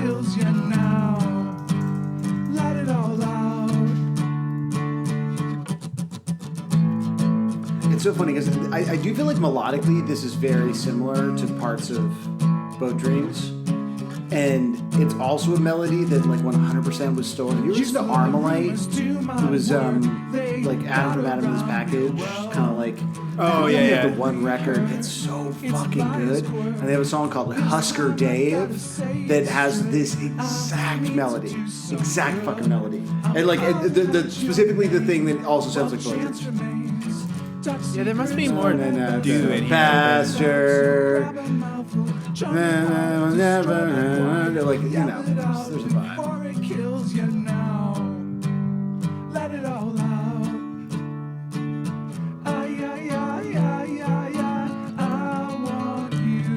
Oh, this is great.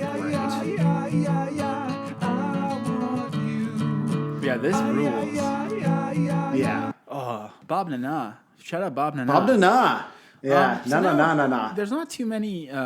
There's not too many covers, but there is kind of a micro section which is like really nasty looking cameras, like really like smudged, fucked up looking cameras. Yeah. This one is like, I guess hopefully it's just the ceiling and not like a sweaty sauna that like because it's slightly fleshy colored. This video. This is Obu 99. This is the Jawbreaker voice that I'm not sure. I'm not too sure about yet. Yeah, that's fair.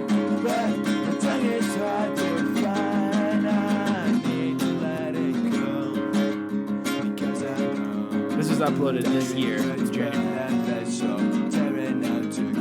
See, Obu 99 sounds better when he's singing kind of quieter too. You gotta drop, just you don't need to put that strain on your voice. I'm trying to be so aggro. Just calm down. Everyone just calm down. So this one, it's just kind of like, it actually sounded pretty good when he chilled out a little bit. But it's kind of a fleshy looking ceiling, I think. And then up next, this is Brad, who kind of in the same kind of sweaty, nasty room. Oh, wow, that's nasty. Flesh Shielding definitely sounds like something from... is that some crime? Does that happen in Crimes of the Future? Yeah, definitely. I feel like David Cronenberg really did break the flesh ceiling, actually. Yeah, for sure. What do you think it is? Do you think it's humid there? Well, so Brad Arliss says, cover of Want by Jawbreaker. Please excuse the terrible picture quality. Thanks, enjoy. I kind of like it. This is from 2014. Yeah, he's singing it nicely too.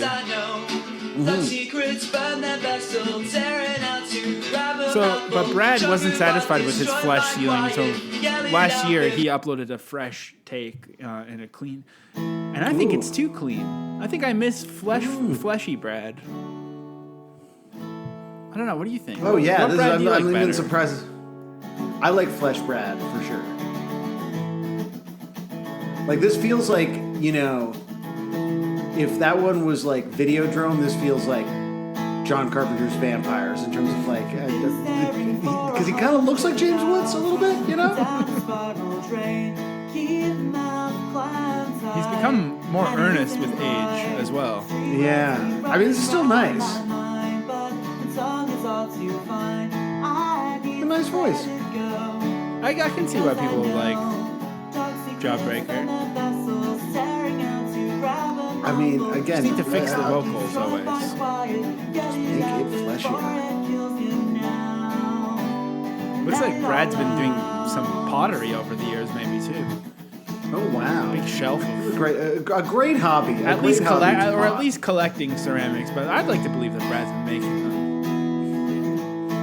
like the things that we like to believe about Brad.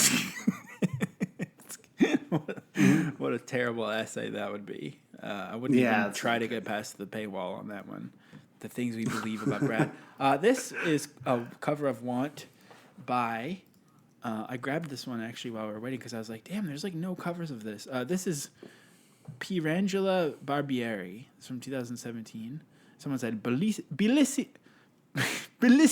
cover. I cannot do Italian at all. That was good. I thought that was pretty good. I do think this one is pretty bellissima because it's very unpretentious. And yet black and white. It's like the black and white makes you think it's going to be pretentious, but it's just like incredible accent, just strumming the punk chords.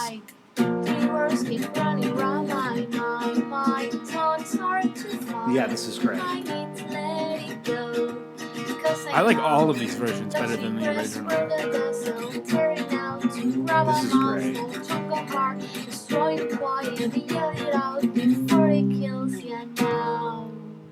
Let it all out.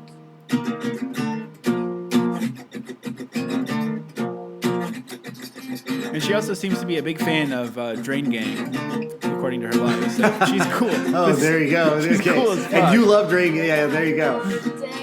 There was some kind of unsettling winking at the camera during the instrumental part. I don't want that. I'd rather okay. not. I didn't see it. I was looking at her YouTube likes, and she's got a Nevermind the Bollocks shirt. This girl's a head. This girl's a true head.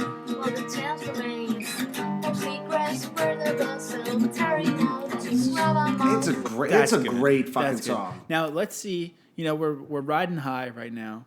We're having a good time with the song. Do you think that a ukulele could ruin it? No, I don't. I don't either, and I've also already seen it, and I know that it doesn't. So I guess it's kind of fun. And this is like a super hippie look guy. at this guy. This is like yeah. This guy gets his groceries at the head shop. He's like he's never been like to any other kind of shop.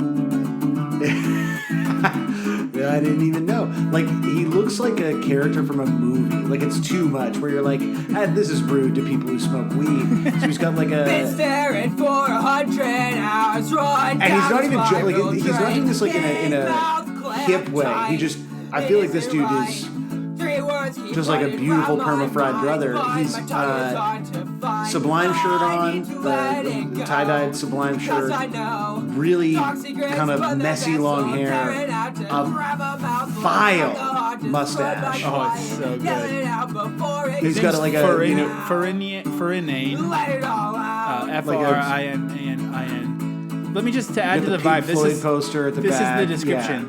Kinda shitty, but I had so much fun. I mean, how could you not love this, brother? Yeah, no, he rocks. He rocks because, like, here's the thing. When I think about people who smoke a lot of weed, I'm thinking about this guy. In my mind, every time I smoke weed, I look like that guy. He's also done ukulele covers of Jeff Rosenstock, Choking Victim, Bomb the Music Industry, Built to Spill. I mean, he's covered all the bases of the pod. Awesome. I want to hear him sing it. I want to hear him do the yeah. Oh, wow. Making it kind of ska there, right? Interesting decision. I think it's like so many awful aesthetics at once that they're all canceling each other out, and it's just like a beautiful expression of being alive. Yeah. So I love it. Yeah, that's fair. Yeah, this is so good. This is like really... I feel like you're going to go back. You're going to be able to listen to the Jawbreaker version and love it shortly. It's coming for you. You think? Yeah, I hope so. think you'll have all this amazing context now. You'll be thinking about all these great covers. Well, this one's called... It's gonna unlock something for you. Take the word compulsory and then make it say sorry in the second half. That's what this artist is called. Compulsory. Not great, but also like kind of a scary track art on here. And I like when you can't tell if the guitar's been overdubbed or if it's just being played so badly. Yeah. Yeah, this is great. This is messy. Okay.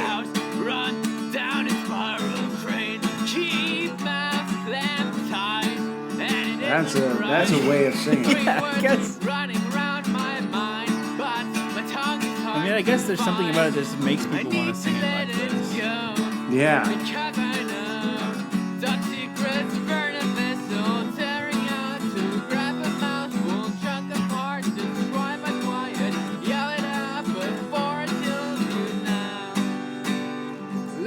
Compulsory. I don't know if it's. I think we get the idea. Yeah, I feel like I get that. Can we skip ahead? I do want to know how he does the.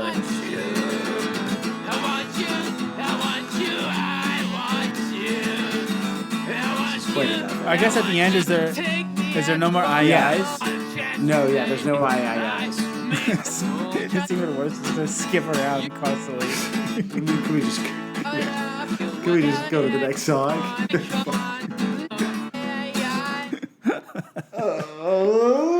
That kind of sounded. Well, I don't think I like Jawbreaker anymore, so that's stupid. I think the best case scenario for this month would be that I start liking Jawbreaker and you stop liking them. I think if we both like that would be good. I feel like if we both loved Jawbreaker at the same time, then the pod would be over. But we need to. That's true. We need to either pass the baton or stay in our zone. Yeah. Okay, this is a new wave cover. Oh, okay. By Young Polymath. This is. I was getting kind of. I forgot that the song was good. Oh yeah. Yeah, this is pretty sick.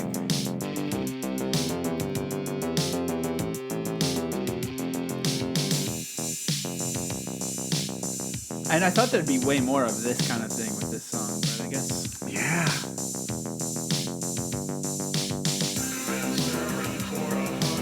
Yes.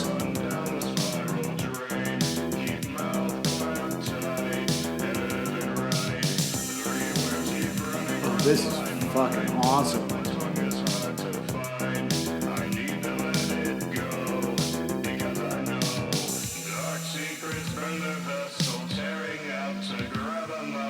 It's interesting when you can't tell.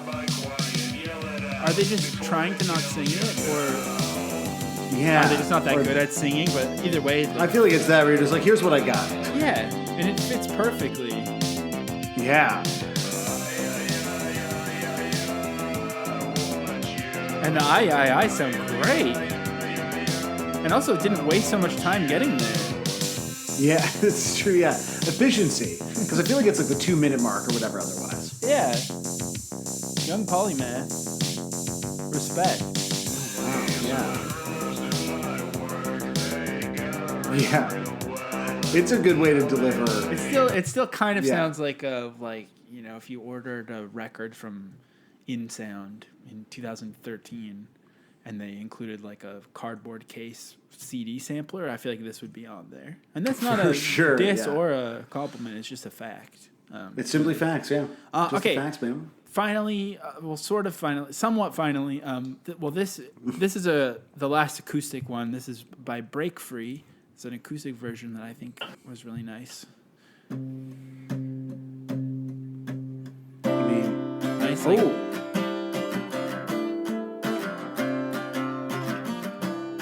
I like it. Real Nice. Classic, like, I Open feel like this has family drum. computer vibes. Yeah. You know, a little bit.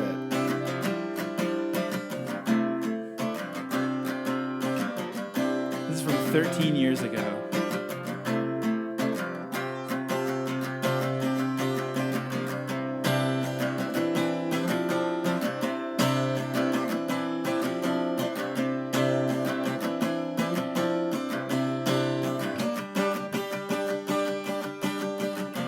Been stabbing for 100 hours. Run down a spiral train. Right, yeah. It's so good. Is you right? 3 words keep running around my mind, but my tongue is hard to fight. I need to let it go, because I know dark secrets burn their vessels, tearing out. I think this person is in a band called Jabber now. Seemed pretty sick. Pop punk band called Jabber. Sick. Great pop punk band name. Oh yeah, the strumming is so nice. We gotta hear the eyes on here. Great chords, yeah. Used to let rumors do my work. They got around real well. Now they It's amazing the power of a song when it has this kind of energy instead of like grunty line cook energy. I need to do some good. I'm calling out your name while the chance remains. Dark secrets burn our vessel, tearing out to grab a mouthful. Took of heart to start by quiet, yell it out before it kills you now. Let it all out. I want you. Yeah.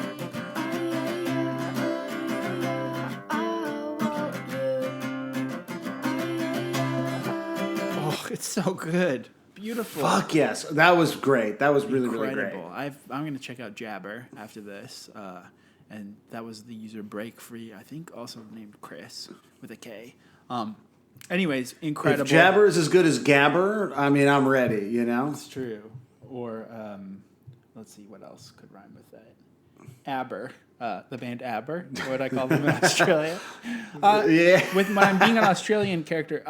So I got to make a little confession to you that I was actually being a little bit annoying earlier and clicking on some MPK sounds. I know that mean, you trust me so much and you believe that I'm not being annoying and that you... Why would you betray my trust like this, Josiah? Yeah.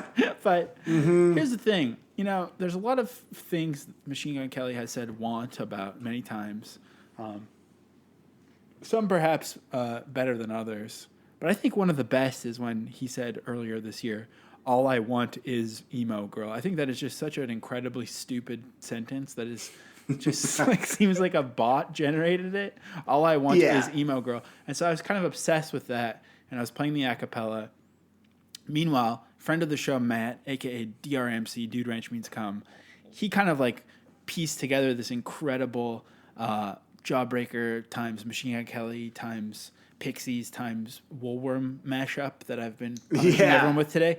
And so I just like had this in my head and I sent I got a push alert from Bandcamp being like, 155 has released new music. I kept thinking about all I want is emo girl.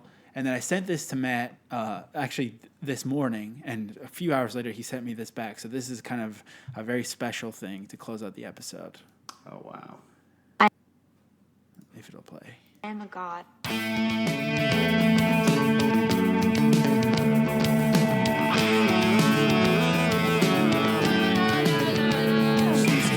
Makeup by the mirror in her bedroom. Thigh-high fishnets and some black boots.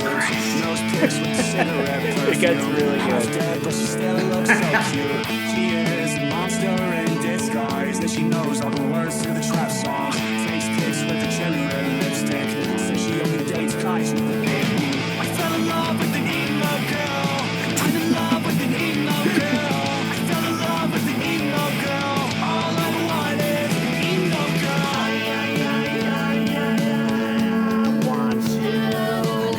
Willow. Wow. She puts the eyeliner on her dark skin. She tells me lies, but she knows all of my secrets. Oh, my God. In the car and I say, who is this bitch? She says you won't understand, it's some next shit. Choke her on her neck, kiss me. Holy fuck, I'm bleeding on your blink tee. So many regrets. You tell me you're depressed, baby girl. That was so of us. I fell in love with an emo girl. I'm in love with an emo weird. girl.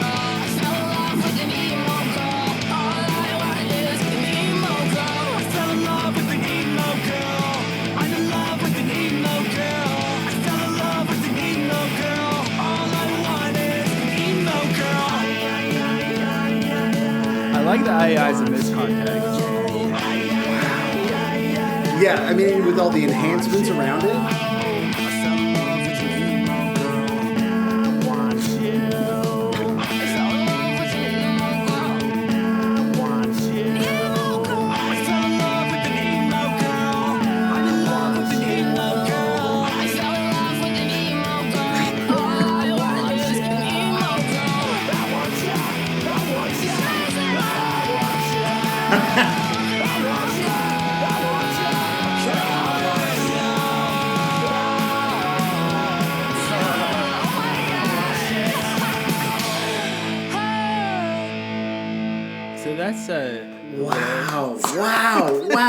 I gaped the entire time. Like, wow, Matt, DRMC, wow, Yeah. Josiah, and fuck. Colson. Thank you, Colson and Willow. Also Yes, for of all course. you've Thank you to done. Colson and Willow. Thank you to Colson. Wow. I mean, you know what? I'm just gonna give my final thoughts with no backing. I'm just gonna hit it raw. I think I'm starting. I think I understand Jawbreaker fully going into whatever we do next week. However grunty or soft it may be, I think I'm starting to truly understand it. And I think if I had been there at the right time, I might have been down. I might have even read the full Exclaim history. Well, I don't even remember what it's called right now. Wine and Poses. The Days of Wine and Poses. Sam's entire Days of Wine and Poses article about their entire history. But instead, I've had another wonderful week here with my friend Sam and whoever's left listening. So thanks, everyone, and thank you, Colson. Yeah, Jawbreaker rocks. That's my last thought. We are now joined by previous guest, I believe only in the Blink era, not in the contemporary era, unless I'm wrong and I forget things that have happened seconds ago on this podcast. But we were joined by Barry from Joyce Manor. Barry, thanks so much for hanging out. Hey, my pleasure. Yeah, thanks for having me. So obviously, I don't want to like beat around the bush here and be like, when did you get into Jawbreaker? Because you have a split, a new split with sort of Jawbreaker with Blake as part of this Must Be the Place comic series, which is so sick. And I just want to know all about how that happened and how you feel about it, which is not a question. It's just like, just fucking tell me what's up, man. That sounds amazing. I wish it was a cooler story. Like, like somehow like got to know the Jawbreaker dudes and we were, out for drinks, hanging out, just talking shop. And then we're like, dude, we should do a split 7-inch. But that's not at all how it happened. We got asked to do that 7-inch series that came with that comic book. And the dude was like, how would you like to, are you cool being like on the same record with Blake? We were just like, yeah, like, that's pretty fucking cool. So that's really all it was. It was just the generosity of Matt, who did the comic. You should have said no. You should have been like, not cool. We're not. Yeah. No one here likes Blake. We're just not into it. Yeah, totally. Is that for you? Like, because I think back, someone was recently surfacing like some old stuff from the band that I play in, and it's like I was seeing this interview where I was like so elated, and I mean I still do think it's cool, like where we got to put something out on like Kiss of Death, and I was like so fucking stoked. I was like, this is a thing that is a moment, because I've loved the Kiss of Death catalog and I love these bands, and that's cool. So how did it feel to be like, okay, cool, here's a Joyce Manor, Blake Schwarzenbach thing, like when you conceptualize what a teenage version of yourself, how they would have felt about it. Yeah, I mean, I'm pretty like jaded, and all the magic of everything is lost on me. But that was kind of like a holy shit, like that's it's just it's really cool to be in any way like thought of as like a peer with somebody that was so formative. Where you could just put us on a split 7-inch and not get laughed out of the room or whatever. Yeah, totally. It feels logical. Kind of a trip, but I was very, also aware of like, hey, calm down. Like Blake has never heard of your band. Like doesn't, you know what I mean? Like it's not like we, became bros and he's like, yo, like let's do a split. So, it was it's a trip to hold that in my hand and be like, fucking hell, like, this is Blake on one side, me on the other side. Fucking hell, it's crazy. So might I suggest just fucking lying about it? Because no one needs to, like, it's not like, I mean, like Blake doesn't do a lot of press. So like, in what world is someone gonna be like, hey, I heard, you and Joyce Manor were just like hanging out, broing down, like talk, what should we do? Could we tour together? Nah, it's kind of hard. Jawbreaker can't tour that. Once we get this tour done, we can't do a tour. Let's just do a split 7-inch to commemorate our lasting friendship and respect for each other. Like, why not lie? Who's going to call you on it? Yeah, so all right, let's start over. So yeah. So, okay, I'm gonna stop recording and then we'll start again. Hey, it's Barry from Joyce Manor. So, how did you meet Jawbreaker? Like, how did this come about? Well, me and Blake buy coke from the same guys, so we were up all night just doing blow, and we're just fucking, just having this crazy night and just, you know, kind of had this crazy romance, and yeah, decided to do a split together. I love to hear that. You know, you hear a lot about that's how a lot of people meet Blake, is through their coke dealer. Yeah. So this is a bit of a tale as old as time for sure, but it's cool to be part of that that cocaine continuum now. Absolutely. So I mean, you know, referencing the idea of like how would your teenage self feel about this? What was your initial relationship with Jawbreaker? Like, how did you come to this band? I mean, I've seen, you know, especially I feel like in earlier reviews, people sometimes would compare Joyce Manor to Jawbreaker. Like, how big of an influence was Jawbreaker on you in your, you know, earnest, maybe less jaded years? You know, it's kind of funny because it's like really, really important, but in a it's kind of interesting way. So when I was in 8th grade, I went to Six Flags. I don't know if you know what that is, but it's like a big amusement park chain, right? Exactly. Yeah, there's a few of them. Yeah, but I went to the one here in California with some friends, and I saw a guy wearing a Jawbreaker shirt, and he had like a messenger bag with like pins on it, and like the glasses, and like the kind of shaggy hair, and I like knew that like that was. I was like, what the fuck is this guy? Like, he's punk, but he's like kind of bookish. Like, I was just like, what the fuck? Like, this is my kind of guy, you know? But I was maybe like in 8th grade at this time. And this was like when Napster was pretty new. So I went home and I was like, all right, Jawbreaker, like, this is about to blow my fucking mind, you know? And I downloaded some Jawbreaker songs, and download some Jawbreaker songs, and I thought it was the fucking worst shit I've ever heard in my life. Like, do you remember which songs you downloaded? I don't. I feel like it must have been off of Bivouac or something, because it just sounded like kind of like not even music. And like, I think what I had imagined it sounding like in my head was something maybe more like Weezer or like The Promise Ring. Like, I was imagining more hooks and more like I don't know, like more musical sounding. And then when I heard it, it was almost kind of like grungy, and I hated the vocals. I was like, this singing is like the worst fucking thing I've ever heard. And so I was just kind of like, yeah, all right, well, that was disappointment. Like, guess Jawbreaker is not really for me. And you're gonna have to be a different type of punk. Yeah, and I just kind of stayed. I got, you know, really into like Weezer and Alkaline Trio, and then into like, I guess, the Lawrence Arms and stuff, and eventually just had to be like, okay, there's gotta be something to this Jawbreaker that I'm missing. So yeah, like later in high school, I got into 24-hour therapy, and then Dear You, and never really got super into like Bivouac. And I like Unfun, okay, but yeah, they eventually kind of wore me down, and then I got really, really into Jawbreaker. Was there like a moment for you where you got really into Jawbreaker? Like, you got your English lit degree and you were like, I finally, I can relate. Or like you had your heart broken in a particularly poetic fashion. Like, was there a moment where you're like, okay, I like some of these songs and I like this, and then where the light bulb goes on and you're like, I fucking love this band? I think it just kind of had to wear me down. Like, I am really, really into hooks and into like some of the kind of like more minor chord like stuff that they do isn't I don't know, like it's really not my wheelhouse, like musically. Like, I don't like I don't know what, like Tooth and Nail kind of stuff, or not Tooth and Nail. Fucking Tooth and Nail is a Christian label. Yeah, I was like, that's Josiah. That's Josiah territory. But okay, yeah, I get what you're saying. I'm not really into that type of shit. So whenever they kind of veer into that world, I'm not super into it. Like, I don't know what, like Big Black or like, but I think just eventually kind of the strength of the lyrics got me into, like, the first song I got really into was Boat Dreams from the Hill.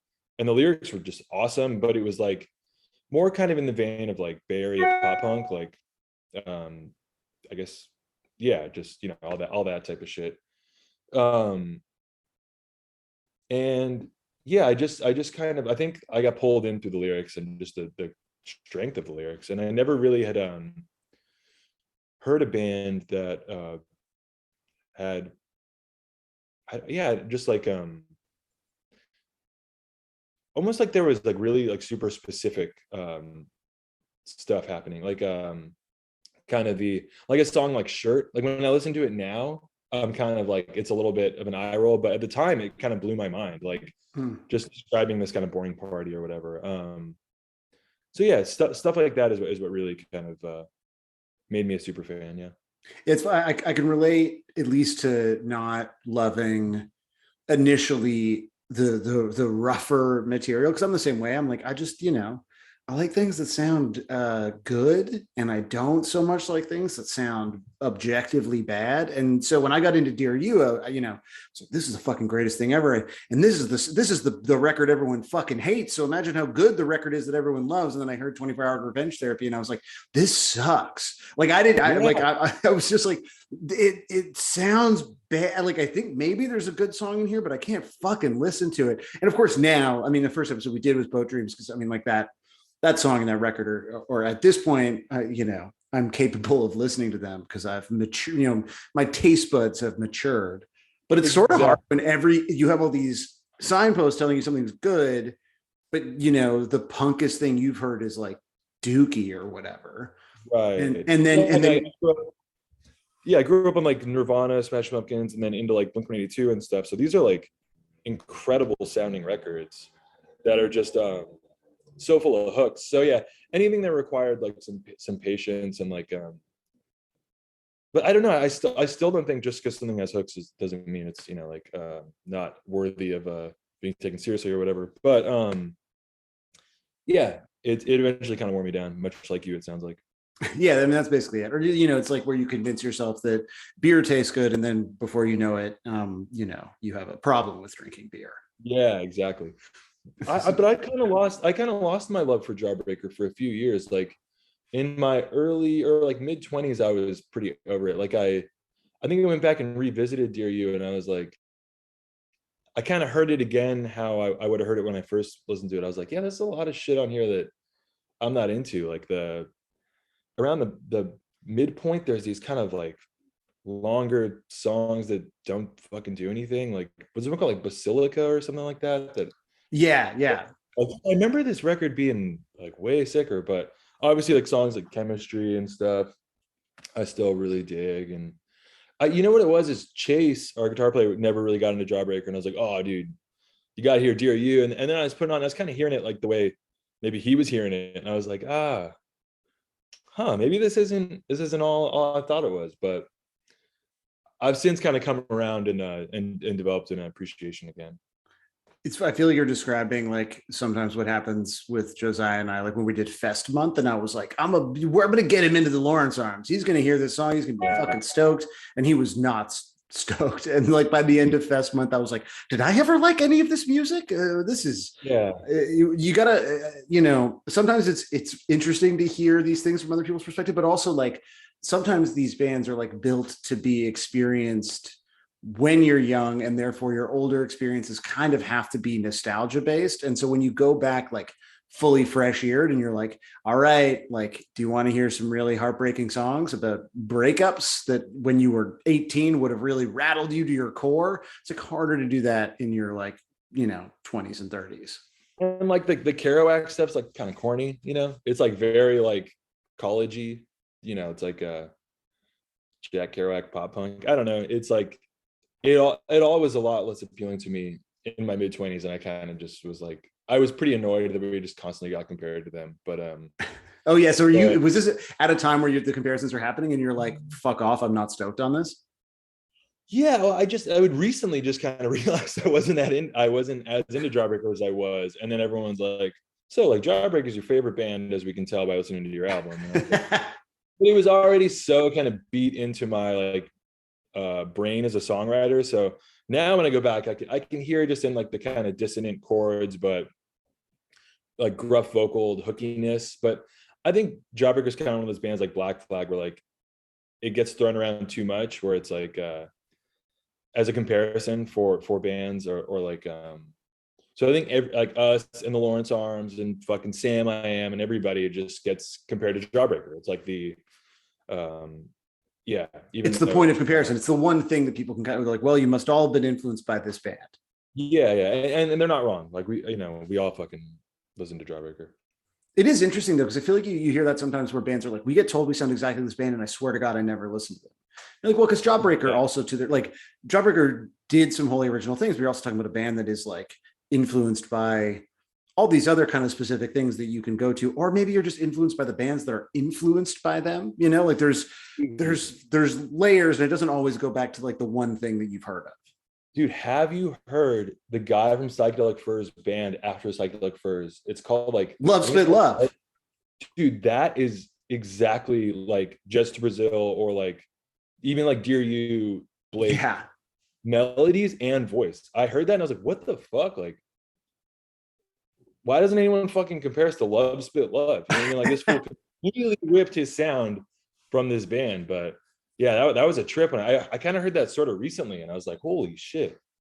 Yeah. You know what's embarrassing is I got into Love Spit Love because Brand New, a band that I will never listen to. Haven't listened to in the last 5 years or whatever, but they did a cover of Am I Wrong that I don't even know what it was from, because I found it as like an MP3 or something in high school. And then I was like, who the fuck is this band? I don't think I had really even heard Psychedelic Furs. And then I like bought the Love Spit Love, like the one, I'm calling it a CD because I didn't obviously buy the fucking record. Right. Is like that, even the second Love Spit Love album has like 2 incredible songs on them. And I love that band. And I really only know Love My Way or whatever. I've really not spent any time with Psychedelic Furs because I'm like, I think, and maybe it's the same as like some people think Jets to Brazil is better. Like, is there an argument to be made that that's the better, what's his name? Rob Butler? Jesus Christ, I feel like a poser, but that's the guy, right? That's the Psychedelic Furs guy. Yeah, I'm not a big Psychedelic Furs. I like them, and I especially like the singles and stuff. But I think it's two brothers. I think Butler sounds right. Yeah.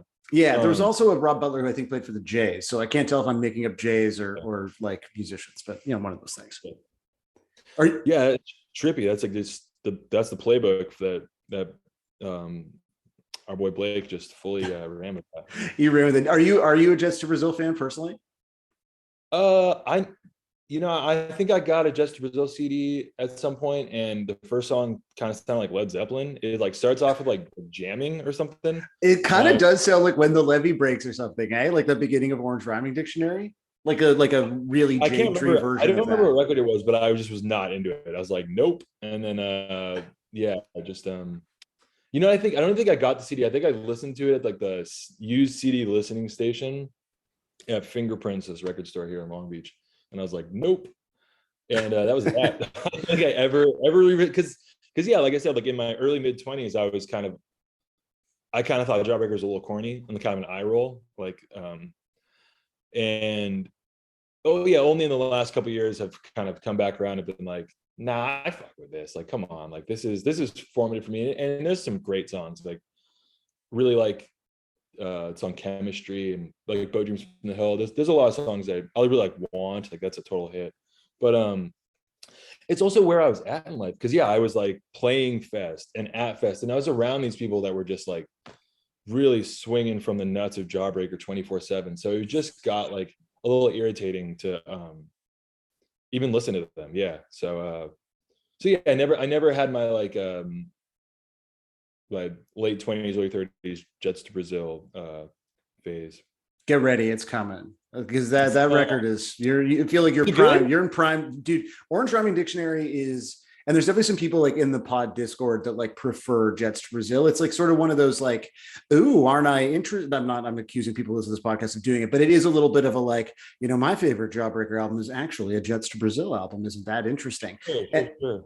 And to be honest, like I'm actually only realizing in this conversation that I owned Orange Rhyming Dictionary way before I ever owned Dear You. Like I bought it off this guy who was selling it in like the cafeteria at high school because he bought it and hated it. And I was like, oh, I know Jade Tree kind of from some compilations that I got for free at a record store. And then anyway, I'm now trying to picture like if I tell you to listen to it and you go to listen to it, am I going to have your experience of being but I am going to put it on after we finish talking and then be like, no, it actually is sick. I think you would dig it. But it is like, I remember fucking loving it. Yeah, I like Led Zeppelin now. So you're ready. It might not just immediately kind of gross me out like it did. And I heard a song, I think it might be called Air Traffic Control or something. I was like at a fucking bar or something, and I fucking Shazammed it, and I was like, oh shit. Oh, you a Shazammer? I Shazammed some Jets to Brazil. Yeah, I'm not ashamed to say. Hell yeah, I love to Shazam, man. But I'm constantly Shazam shamed on this show. Yeah, damn. Why? I don't know. Curious? I just get I also Shazam like really like insanely basic shit sometimes. I'm pulling up my Shazam right now. I Shazammed I recently Shazammed a Rob Zombie cover of Brick House because I think I was in an Uber and I was like, this sounds like Rob Zombie covering Brick House, but that can't be right. Awesome. I got Doja Cat. Yeah. Got what do I got here? Yeah. I Shazammed a Brother Tiger song because I think I was like, this is a vibe I would like in my home. And you know, a New Stroke song. I was like, is this could this be? And yeah, it's a good tune. What do I got here? Which New Stroke song? It is called Why Are Sundays So Depressing?